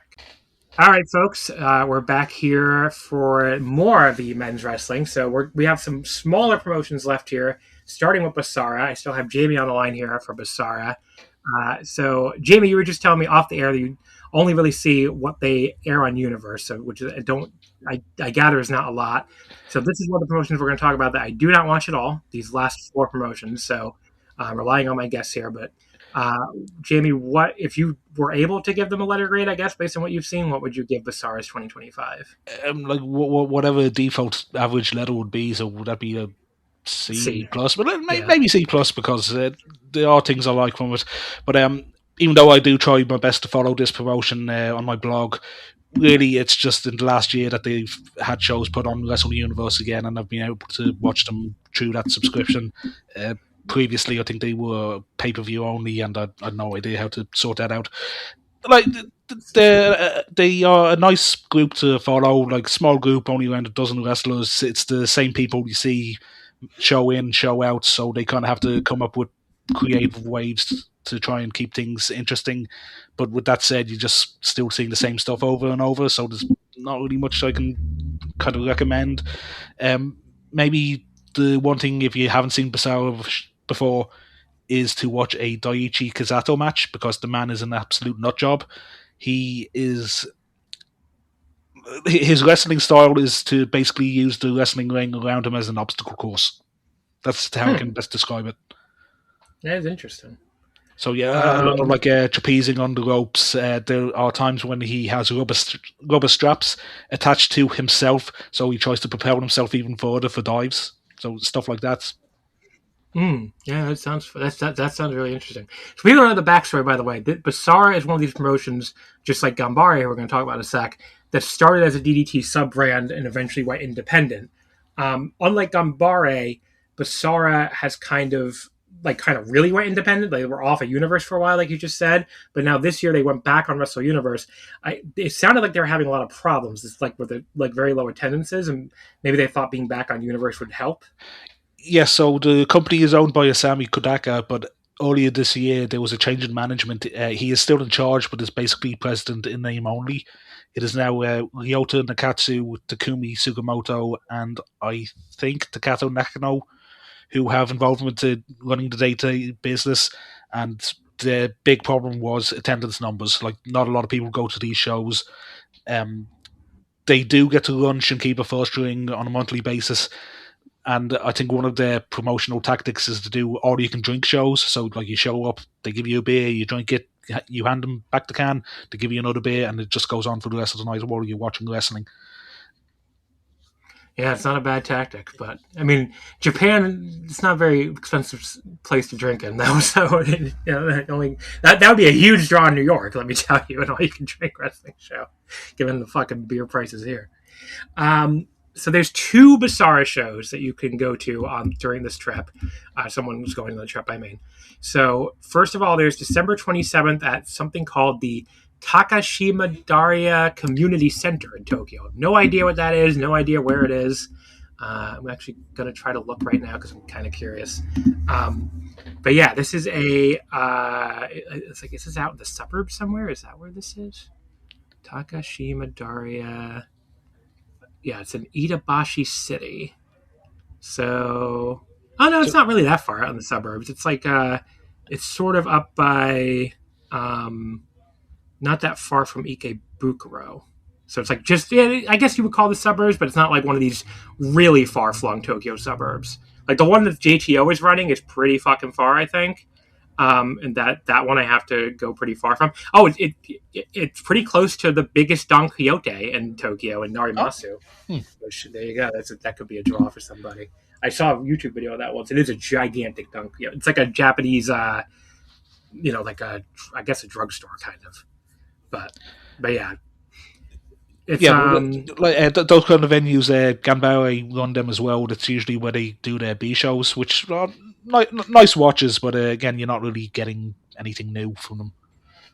And this show, it seems like there's one match announced, I should say. It's Iron Fist Tag Team titles.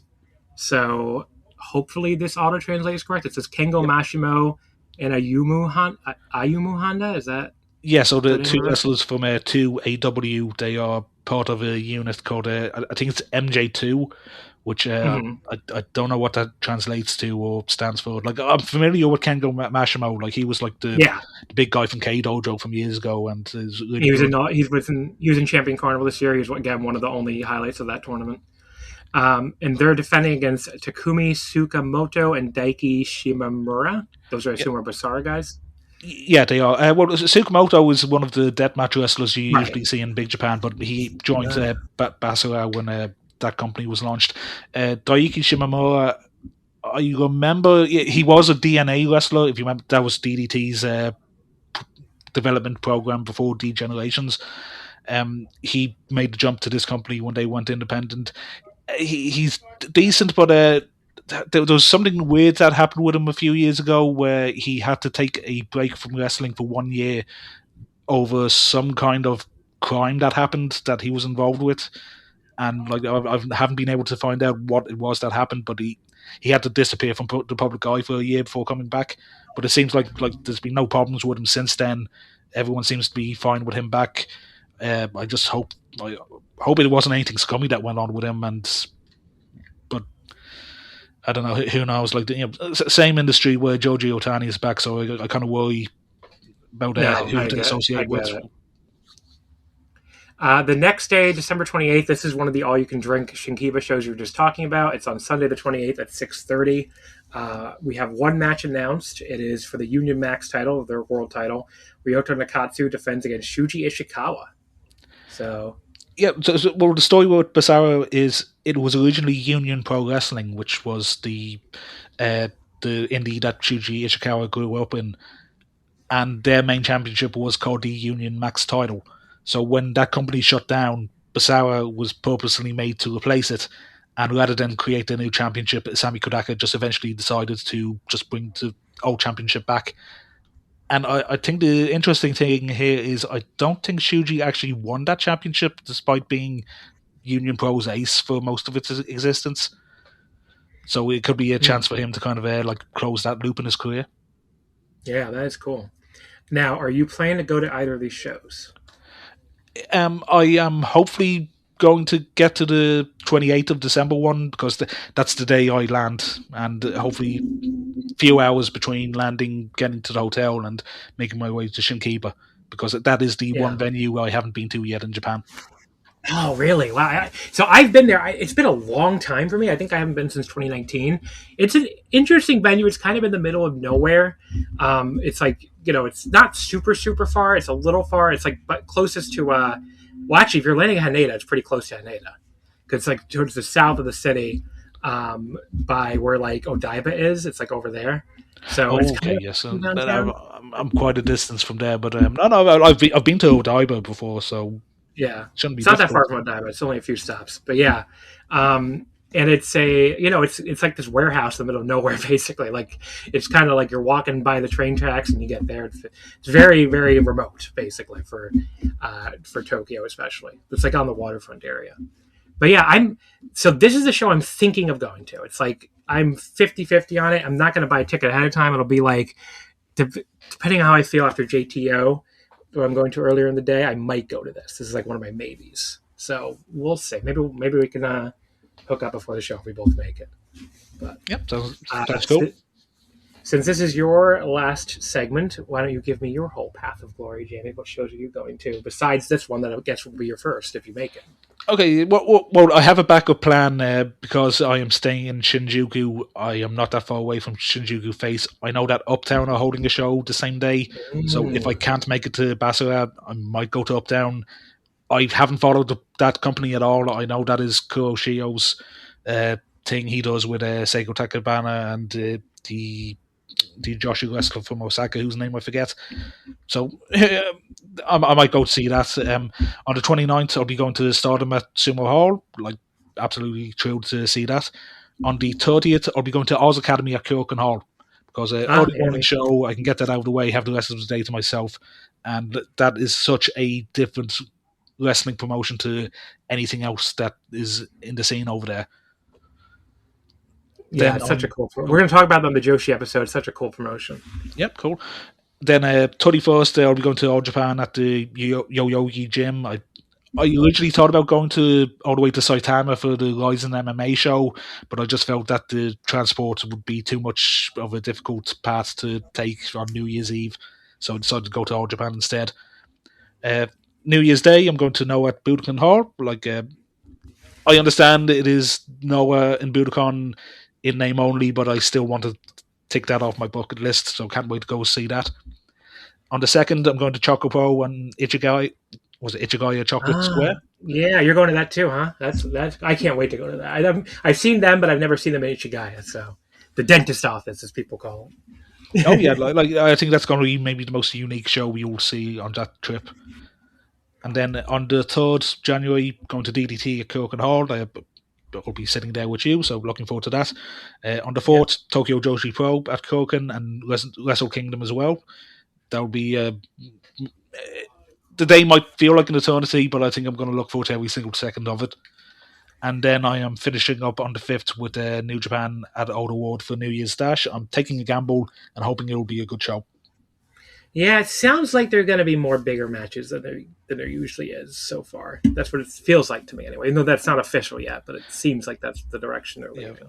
Fingers crossed, and I don't know, just using the precedence of Jushin Liger's retirement, maybe Tanahashi has some sort of ceremony that takes place here instead of Tokyo Dome. Although I can only imagine that, given how much Wrestle Kingdom is built around Tanahashi's retirement. And then do you fly home like the 6th or something like that? On the 7th. So on the 6th, I have a day to myself just to go around Tokyo and finish up souvenirs and such. Well, it was great having you back on, Jamie. Thank you for coming on again, and looking forward to seeing you in Tokyo. Yep, been a pleasure. All the best. All righty. All the best. All right, John Bibbins is back with me here to do Gambare Pro, a promotion I know you're very passionate about from your previous appearance. So, John, if you're going to give Gambare, a promotion I do not watch, so again, totally relying on you here, what would you give Gambare's 2025? In letter grade, I mean. I'd give it overall a B+ right now. I think the year can kind of be divided into two halves, essentially.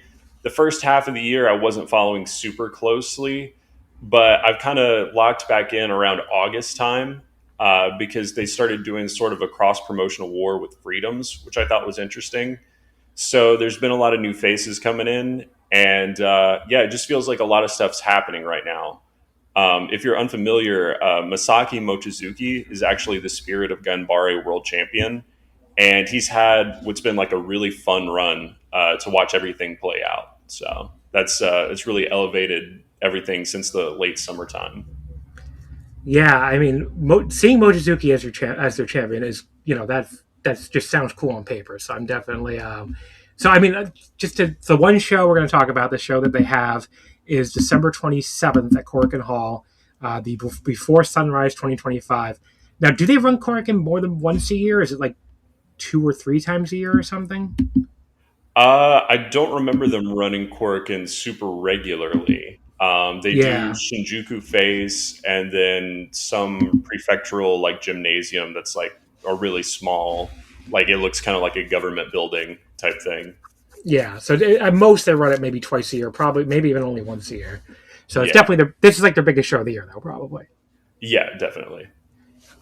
So basically, I guess to give my thing about it. So I mentioned earlier I land at 5 a.m. I want to go to this. It's just like, am I going to be awake enough? Basically, is what I'm worried about. Like I'm going to go to Mari Gold at 11:30, and then I'm hoping maybe I have time because I think it's at 6:30 start, like normal. Let me just double check. Yeah, 6:30 start, like most Korakuens are. So, or evening Korakuens. So yeah, I'm hoping if I get through Mari Gold and I'm able to check in the room early enough, maybe I take a nap or something and then go to Ganbare is my rough plan. I mean, I doubt there's going to be any issue getting a ticket at the door for this. So, if I do decide to go last minute, it's just like I might just be too tired. So we'll see. But yeah, the card, here's the card we got for Ganbare Before Sunrise. It opens up with Mizuki Watase, Shigehiro Irie, the former DDT wrestler, Munitatsu Nakamura, and Sentaro Motoshima against Jun Kasai, of course, a famous deathmatch wrestler, Takuya Wada, Tyson Maiguchi, and Shota Kawakami. Now, there are a lot of wrestlers there besides the ones I mentioned I'm not super familiar with. Are there any other ones you can talk about there that are interesting? So Sentaro Motoshima is actually kind of their young boy right now. I believe he did like some exhibition matches that they kind of tacked on to the main shows on Wrestle Universe. So he's only had like a handful of matches. He's pretty good, interesting guy. So yeah, Watase. What I just realized Watase I do know because he was in DDT for a long time. He was one of the DNA guys. Right, yeah. And Munitatsu Nakamura, I think he's worked some of the DDT undercards as well. He's mostly a Ganbare guy, but they've kind of done a little bit of like a talent share where Rukia from DDT has been working on some of the Ganbare undercards, and Nakamura has been doing some of the DDT stuff. So yeah, so I mentioned this during the BASAR part, but this is another promotion that started out as a sub-brand of DDT. I believe went independent, but unlike BASAR, they never left Universe. They've always been on Universe. So, right. Well, they were owned as a Wrestle Universe property up until last year, and then they split. So they're technically like completely independent, but they do still like the shows are still uploaded to Wrestle Universe. We also have, these are 2 more wrestlers I'm not familiar with. Shuichiro Katsumura against Akira Shoji. Let's see. I'm looking at the card here. What? I'm sorry. The names again? It says Shuichiro Katsumura versus Akira Shoji. Oh, Shuichiro Katsumura and Akira Shoji. Yeah. So Shuichiro is a regular for them. He is one of their. It's a small company, so basically all the baby faces are top baby faces. If that makes sense. I believe he's a former Ganbare champion. That was before I started watching. I was actually going to ask you about Akira Shoji. So the research that I've done, he was actually a Pride fighter, and then wrestled in Hustle for a couple years, and then retired full time in 2011, and came back for like a one-off like 6-man in 2017. So like the obvious theme, Katsumura is actually a former MMA fighter as well. So they're kind of doing like the shooter versus shooter gimmick. Oh. Yeah. So I only watched a little bit of Hustle back in the day, so the name doesn't stick out to me at all. I'm looking at this now. He didn't debut in Hustle until very late in Hustle, like 2008. So they were already like they didn't. They closed down around 2010, and then they went to Tajiri's promotion Smash that started after Hustle in 2010. Then he retired in 2011. So, yeah, that's that's his career, I guess. So, yeah, I don't think I've ever seen him before. So that's interesting though, a shooter versus shooter match. Yeah, I'm really interested because shooter versus shooter matches are always either really good or really bad. Like it's either a lot of like heavy blows and hard shots and like fun mat work, or they just like sit in holds for like 5 minutes at a time. So yeah, no telling what you're gonna get on that one. Then we have Yuri's 5th anniversary match, Yuri versus Sari. So Sari is all over on this trip, just like Mariah's. I mean, there are many chances to see her wrestle, which is always a great thing if I do make it to this one. Yuri, she started in Just Tap Out 5 years ago in 2020. It looks like she jumped from there to into being an independent in 2022. And I guess she signed with Gambare maybe last year or something like that, I think. That could be right. Yeah, I think she actually is a Gambare wrestler though now. Like she's one of the Gambare Joshi people. Yeah. So somewhere around there, she's talking about Gambare. So interesting. It'll be interesting to see her against Sari. I mean, anytime you get Sari on your show, it's a good thing. So yeah, definitely. She was actually on the last Sariism show, so it seems like Sari is a bit interested in her. And the semi-main event, or what's announced so far anyway, the Spirit of Gambare World Tag Team titles. Ryota Nakatsu, we just mentioned, is the current BASAR champion, and Takumi Tsukamoto defend against two longtime Gambare regulars, or at least one of them is. I don't know about the other one. Yumehito Imanari, he's been there, I know, since the very start of Gambare, and his partner is Shinichiro Tominaga. I don't know about him, actually. Yeah, it's tough. I get Shinichiro Tominaga and Shuichiro Katsumura confused a lot because like their names are so similar. But yeah, Yumehito Imanari is kind of Ken Oka is like the top draw, I guess you could say, for Gambare. And so Yumehito Imanari is kind of like the Okada to Ken Oka's Tanahashi in the last couple years, where Tanahashi being your top draw, but Imanari is like the top worker, like the Okada in the situation. So yeah, they'll be going up against two guys who are not really regular roster members. They're outsiders, Ryota and Tsukamoto. Yeah, Nakatsu and Tsukamoto are an interesting team because they don't really fit together as a team. They don't really do like a lot of combination tag stuff, and their styles don't really complement. So I think it'll be a good match, but it's one of those more like 4 singles wrestlers all getting together for a tag, as opposed to like really cohesive units, going against each other. Right. But yeah, this is kind of continuing and maybe paying off the story of the latter half of Gambare's year, which is the homegrown guys trying to get the titles back from the outsiders. And the main event, we just talked about Masaki Mochizuki as their world champion. And he's defending against Keisuke Ishii. I mean, so Ishii is a former DDT wrestler, a wrestler I've always thought was really good in DDT. Just maybe not never had a ton of charisma or anything, but always a really good in-ring worker. So yeah, this has a chance to be a really like a sleeper great match. Yeah, I would recommend if anyone's not really familiar with Gambare, if you want to start back around like August or September and just watch from there on, the Mochizuki reign has been really enjoyable.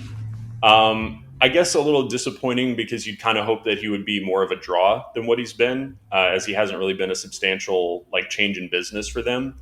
But he's really helped with elevated some of the baby faces of Gambare, specifically the Yuna Manase match from like October, November. It was a really, really good match, and he gave a lot to Yuna Manase. I know you mentioned it when you were talking about the House of Torture Produce show and Yujiro versus Saya, how Yujiro didn't really sell a lot for Saya.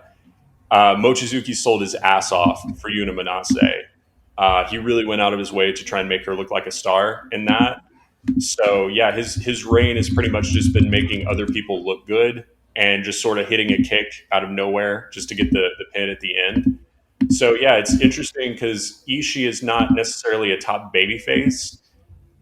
He's been a Gambare champion before, and he was a little bit heel leaning, even though there aren't really heels per se in Gambare.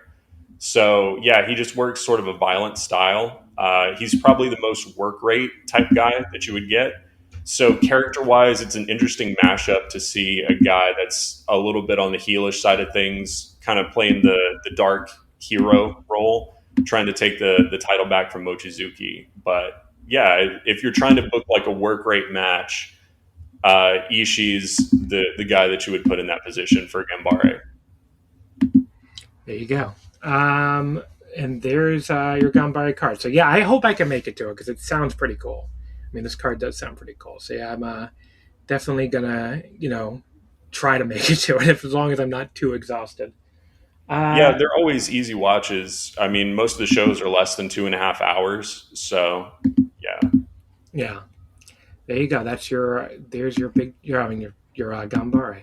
So John, that is your last segment here. So I want to thank you very much for coming on.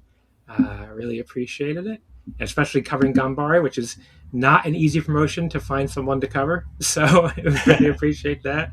It's definitely cool having a little Gambare talk on Omakase. Yeah, absolutely. Thank you for having me, and yeah, I just hope people that will check it out. If you're unfamiliar, it's worth giving a shot to. So. All right, folks. So give us 1 second. We'll be back with the very end of this men's Wrestle Kingdom preview with Big Japan and Gleito. All right, folks. We're back for the end of the men's segment here, or the men's episode, and I have Paul back on the line. It's a marathon recording day for me. I'm trying to keep the energy up because so if you've listened to this whole men's episode up till now, which now at least has actually been like chronological order, I guess this is the actual end of the episode that I'm recording last. I recorded 2 of the women's segments before that, so I've been recording for 4.5 hours at this point. So yeah, it's the episode that never ends. But we're here to do Big Japan and Glate, which I assume will be very quick. Although Big Japan does have 50,000 shows to talk about the air, but we'll go through it pretty quick. Paul, I mean, you've watched Big Japan this year, right? Yeah. Not as much as I wanted to, but yeah, I have, yeah. So if you're going to give them a letter grade to keep the theme going, what would it be for their year? That one is actually hard. Probably... I don't know, probably similar to All Japan. I just go with this, and you know what? No, I think for them I'm gonna go with a C minus. Actually, there wasn't really anything offensive that they did or anything like that. I think for them it's business is just dire. Business is just bad, and the booking is just boring mostly. I think obviously they were hurt by Sekimoto leaving and everything, and Nomura leaving as well, and then having the liver trouble. No, what was it? Not liver, something like that, right?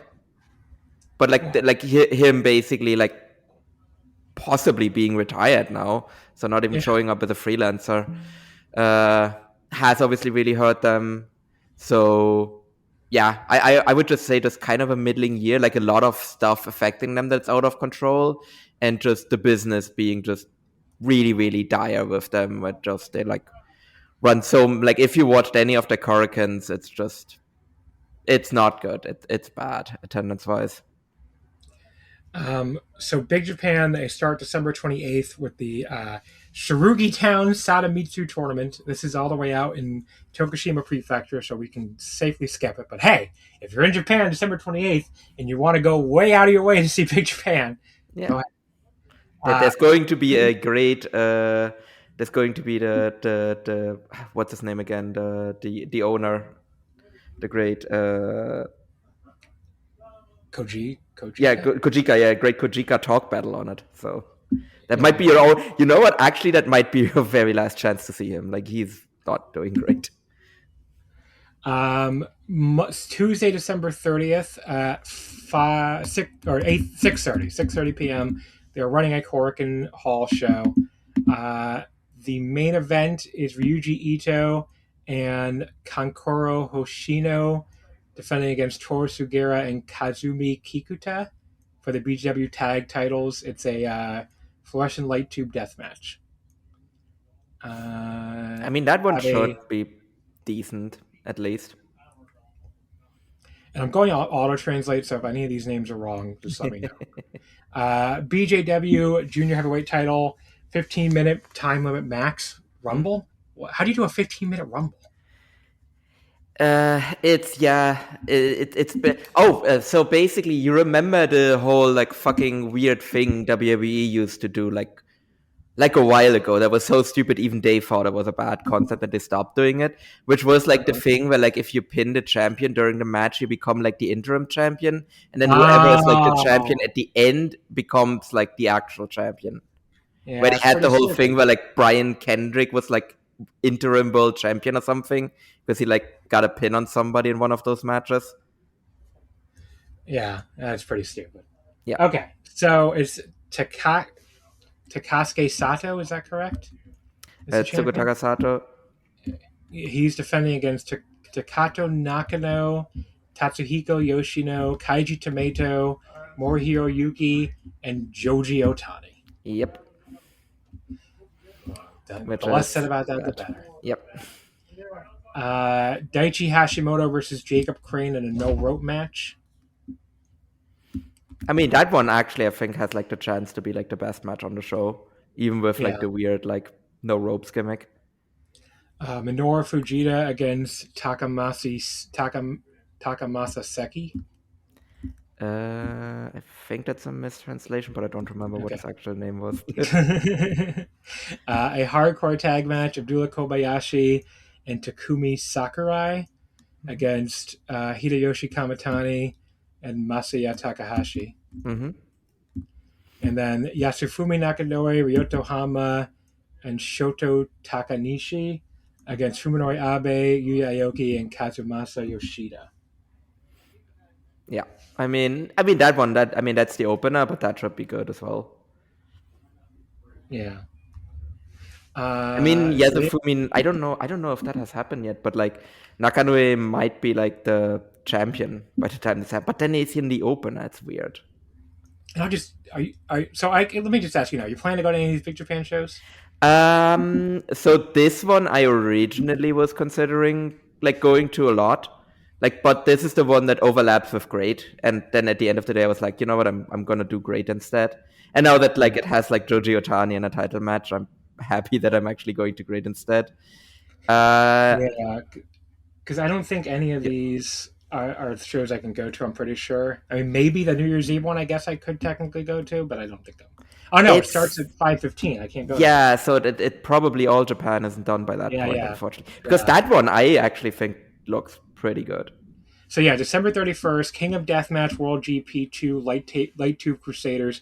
Much earlier in this episode, we talked about. Oh no, actually, it's on the Marigold episode. That's on the Joshi one. Yeah, we talked about how they used to be this New Year's Eve like DDT Big Japan tournament on Korakuen that would go right up until midnight, and they stopped doing that. So now, because now it starts at 5:15, so it's not going to go up until midnight. It even says on the website it's going to go approximately 4 hours, so it does not extend to the new year. So, let's see. The opener is King of Deathmatch World GP2 first round. Crazy Lovers against I Am the Provider and Dimitri Alexandrov. It's not a mistranslation. That is his actual name. Okay. There you go. It's Takumi Tsukamoto and Takashi Masada, right? Or is it Masada? Or Masashi Takeda, I mean? Masashi Takeda, yeah. Yeah, now I did the reverse. Yeah. I said the DDT name that time. Oh, my God. Okay. Then we have Abdullah Kobayashi, also first round match. Abdullah Kobayashi and Michael Weaver against Hiroyuki Miyamoto and Jimmy Chong-Do Leon. Yeah, Jimmy Chong-Do Leon, yeah. Then we have another first round match: Yusako Ito and Takumi Sakurai against Masada and Rina Yamashita. Yeah, which that's a weird ass team. Like Masada sucks, like even in death matches. But like Rina Yamashita is really good, so it's like I don't know. It's a weird team.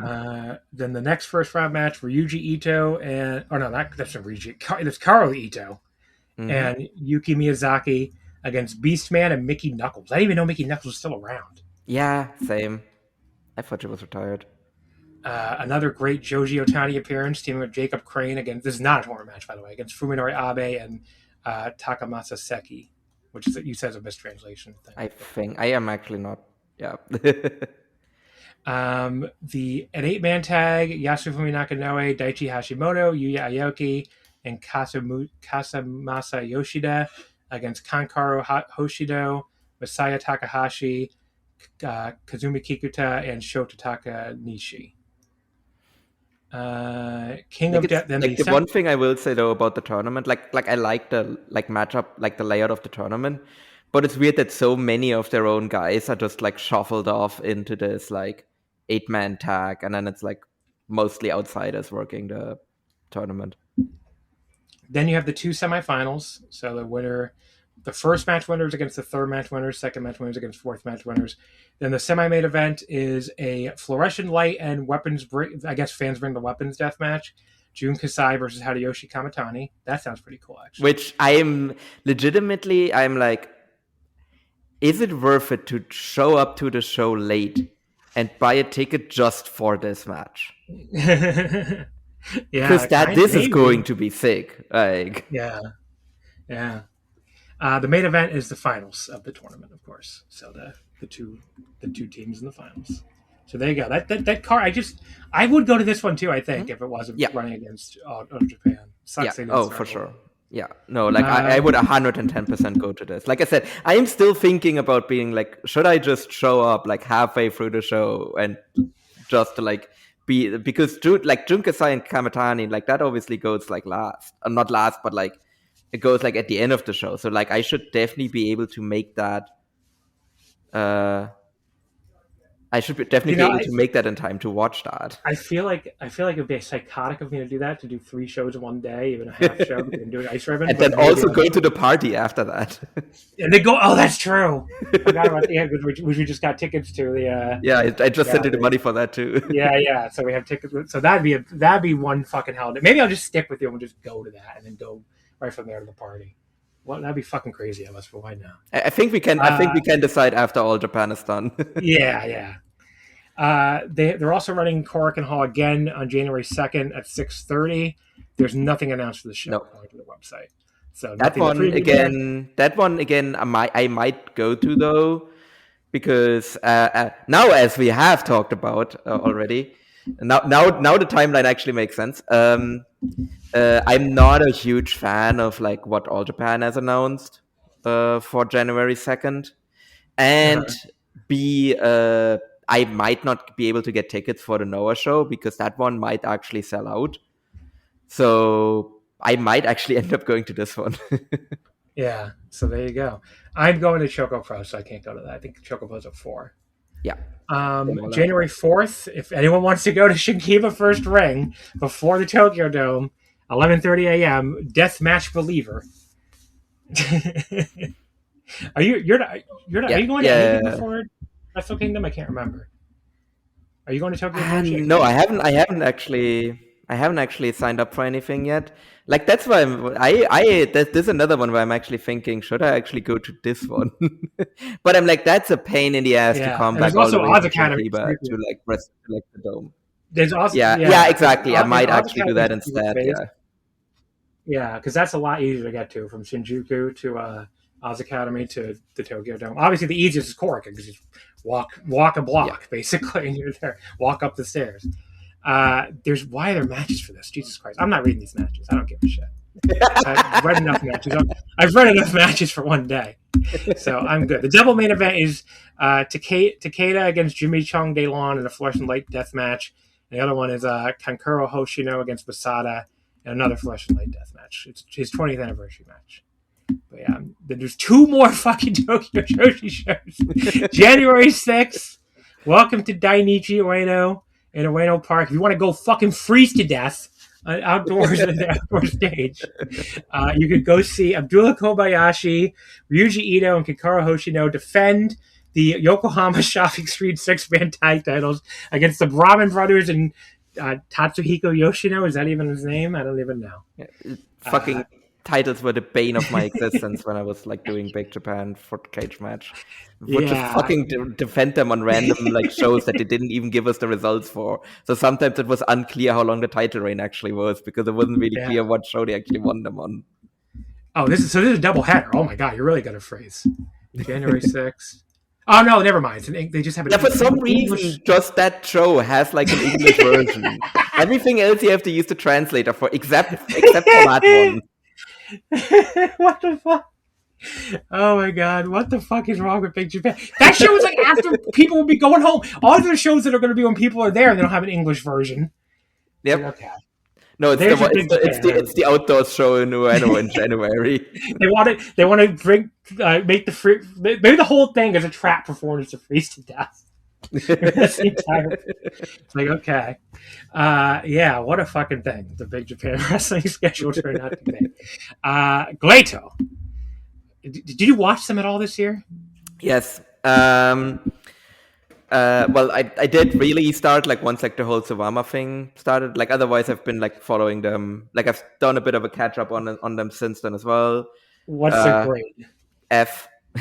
Really shocking. I had no clue what you were going to say for that one. Why are they at F?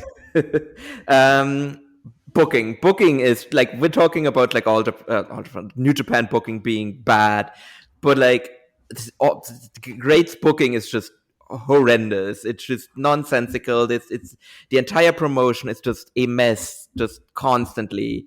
Like they did the whole thing where they built up what's his name again? The 30 seconds guy. Used to be Picasso Illuminar in Wrestle 1. Soma Watanabe. Right, they built up Soma Watanabe. Oh yeah, he won the title and lost it immediately. Is that what you're talking about? Yes, he ended Hayato Tamura's year-long title reign, and then lost the title 14 days later to Kaito Ishida. And now he's in the same faction as Kaito Ishida. Also, last year that show was at Tokyo Dome City Hall, which I would have loved to go to that venue. Finally, I've never been there. You went to it 2 years ago. I went to that one and got horrifically drunk. I did not go to that show, so I've never been to that venue. And now I was like, okay, maybe they'll run again. This year, it's all the way down to Shinjuku Face for that Blade show. To tell you what, they drew like 700 people to Yokohama Budokan. Yeah, that was again. I watched that one. That was a horrific look. That was just that was so awful. Like just seeing like nobody there, and them like while they were on intermission, they had this lingering shot on just this empty crowd, and I'm like. Why would you leave that shot? Just I don't know, show the video wall, literally anything but this. And they also still doing the like really bad, like great MMA matches, which are just like constantly they send their guys out there to get embarrassed. It's like they brought in Katsuhiko Nakajima and it basically made no difference at all in the slightest.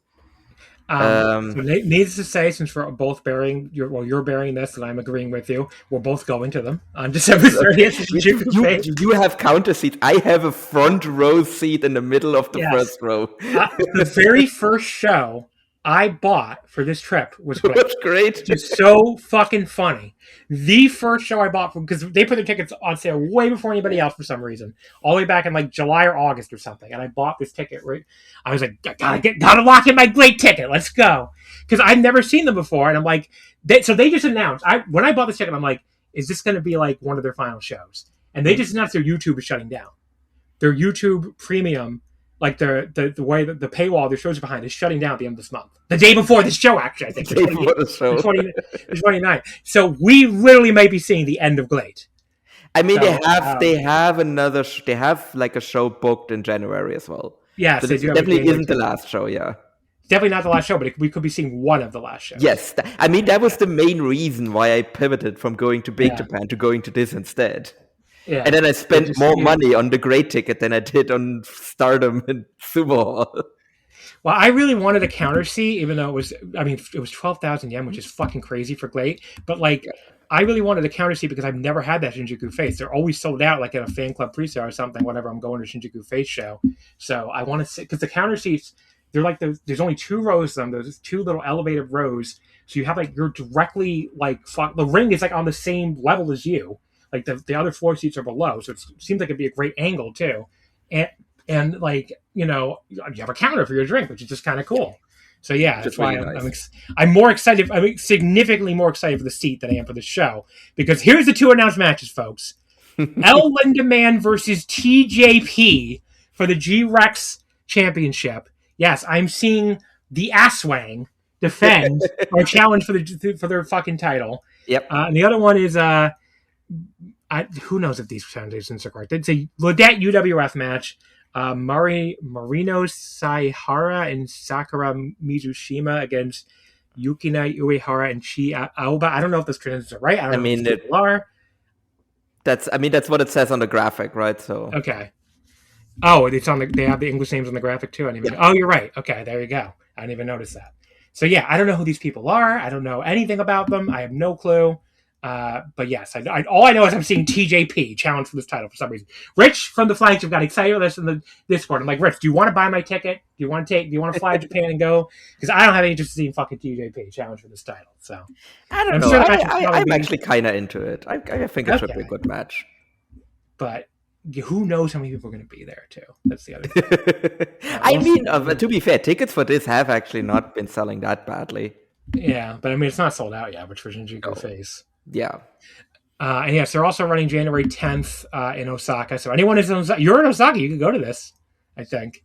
Wait, I'm leaving Osaka. Oh, on the 10th. No, but I'm also leaving on the 10th. Oh, okay. You're leaving on the 10th too. Yeah, I'm leaving to go back to Tokyo. But yeah, it's January 10th. I could leave later, but I'm like, I'm going to Bipu. Like, I want to go to the hot springs. I'm not going to delay going to the hot springs to go watch Great in Osaka. Especially, I think I looked at it as well. Like, the venue is also a huge pain in the ass to get to. Oh, yeah. There is a Takanori Ito versus Masakatsu Funaki match. That's the only thing announced so far. That's. Yeah. Gonna have to think about that one, though. Luigi Primo is on the show for some fucking reason. Oh, what? Really? Yeah. Didn't he get, killed? I think that one wasn't a strong one. I think that was just he said things that I think people generally interpreted as anti-vax. He didn't fucking do. Okay, Awie's on this show, and Chan. They're bringing in a bunch of different ones. So Awie's on the show. Aoi, I love him. I'm going to see her in JTO. Marika Kobashi, the former Tokyo Joshi wrestler. Yuna Manase, another former Tokyo Joshi wrestler. Chan Yoda from Marigold, or I guess from PPP technically, but she wrestles Marigold a lot. And Blanky Maho, I have no idea what that is, but there you go. I mean, but actually, it's kind of, you know what is kind of weird about them bringing back Luigi Primo, because he was a Shima guy. Like, the reason they brought him in the first place was because Shima loved him. And I mean, I think that's also one of the biggest stories out of Great this entire year, right? Is the exit of Shima on seemingly very bad terms. Yeah. So, I mean, he's technically this show on the 30th would be his last date with the promotion, because his contract technically does not expire until the end of the year. But he is currently injured and had to vacate their tag titles as well. I would have, you know what? What do you think? What do you think are the odds that he will pop up somewhere first week of January? That's, I'd say pretty good, probably. The one thing is, I don't know where though, right? I don't know where he would even go, because he's not going to All Japan, because that whole relationship ended really badly when he refused to put over Akira Francesco. Noah, I don't really see a place for him in Noah, really. Maybe is he cool? How are him and Osawa? Are they cool? I don't know. I don't think there is really. Nozawa's in Dragon Gate. Yeah, Nozawa's in Dragon Gate. So. Yeah, the other thing with All Japan is that they have a relationship with Dragon Gate, so he definitely can't go there. Actually, that's true. Actually, yeah. Yeah, I don't know. Who knows with Shima? Who knows? But I do expect him to be mysteriously cured of his injury first week of January. Yeah, probably. All right, Paul. So wrap it up with, what is your path of glory through Wrestle Kingdom week? My path of glory is. Wait, let me bring up the schedule. So I'm doing great. On That's your first show? No, the first no, it's actually not. No, wait, sorry. Let me just wait. Where am I? Am I in December? Yes. Okay, sorry. No, the first show is I don't think I'm gonna go and I'm landing on the 28th. I don't think I'm gonna go anywhere on that day. Like because I'm landing at 5 p.m. So realistically, you can't the only one. You can't go to anything. Yeah, maybe Uptown and Shinjuku Face, but that would be cutting it real close. I don't think I'm going to be able to make that. So then the first show I am going to is Stardom in Sumo Hall on the 29th. Great, hell of a first show. Yeah, oh yeah, for sure. That might be the best show on the first. The first show might be the best show as well. So then on the 30th, I will go to Great and Shinjuku Face, as we just talked about. 31st is All Japan in Yoyogi, and then, as we also just talked about, maybe we'll just go to Big Japan just to watch one match, basically. On the 1st, there's Noah.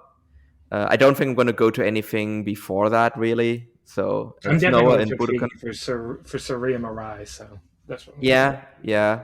That's the thing. I might go to that one, but that I think I'll just decide that on the day how I feel, basically. On the 2nd, again, I'm not fully decided yet if I can get tickets. I might just go to Noah because that's probably going to be the best one. I think I will skip the All Japan Korakuens. It doesn't sound very good.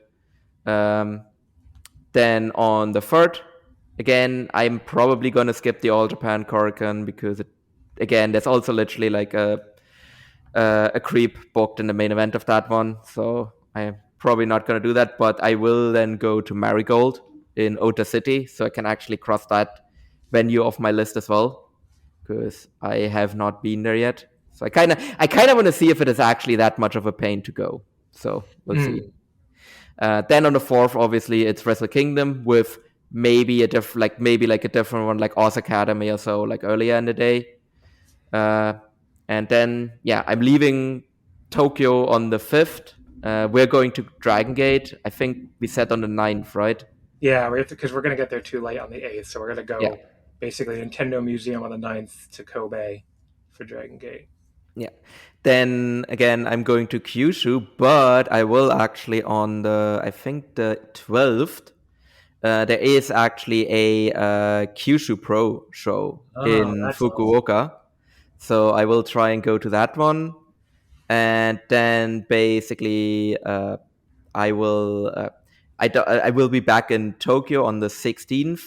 I haven't decided if I'm going to go to anything for that really, but what I will do is on the 18th, there is a Dragon Gate Korakuen.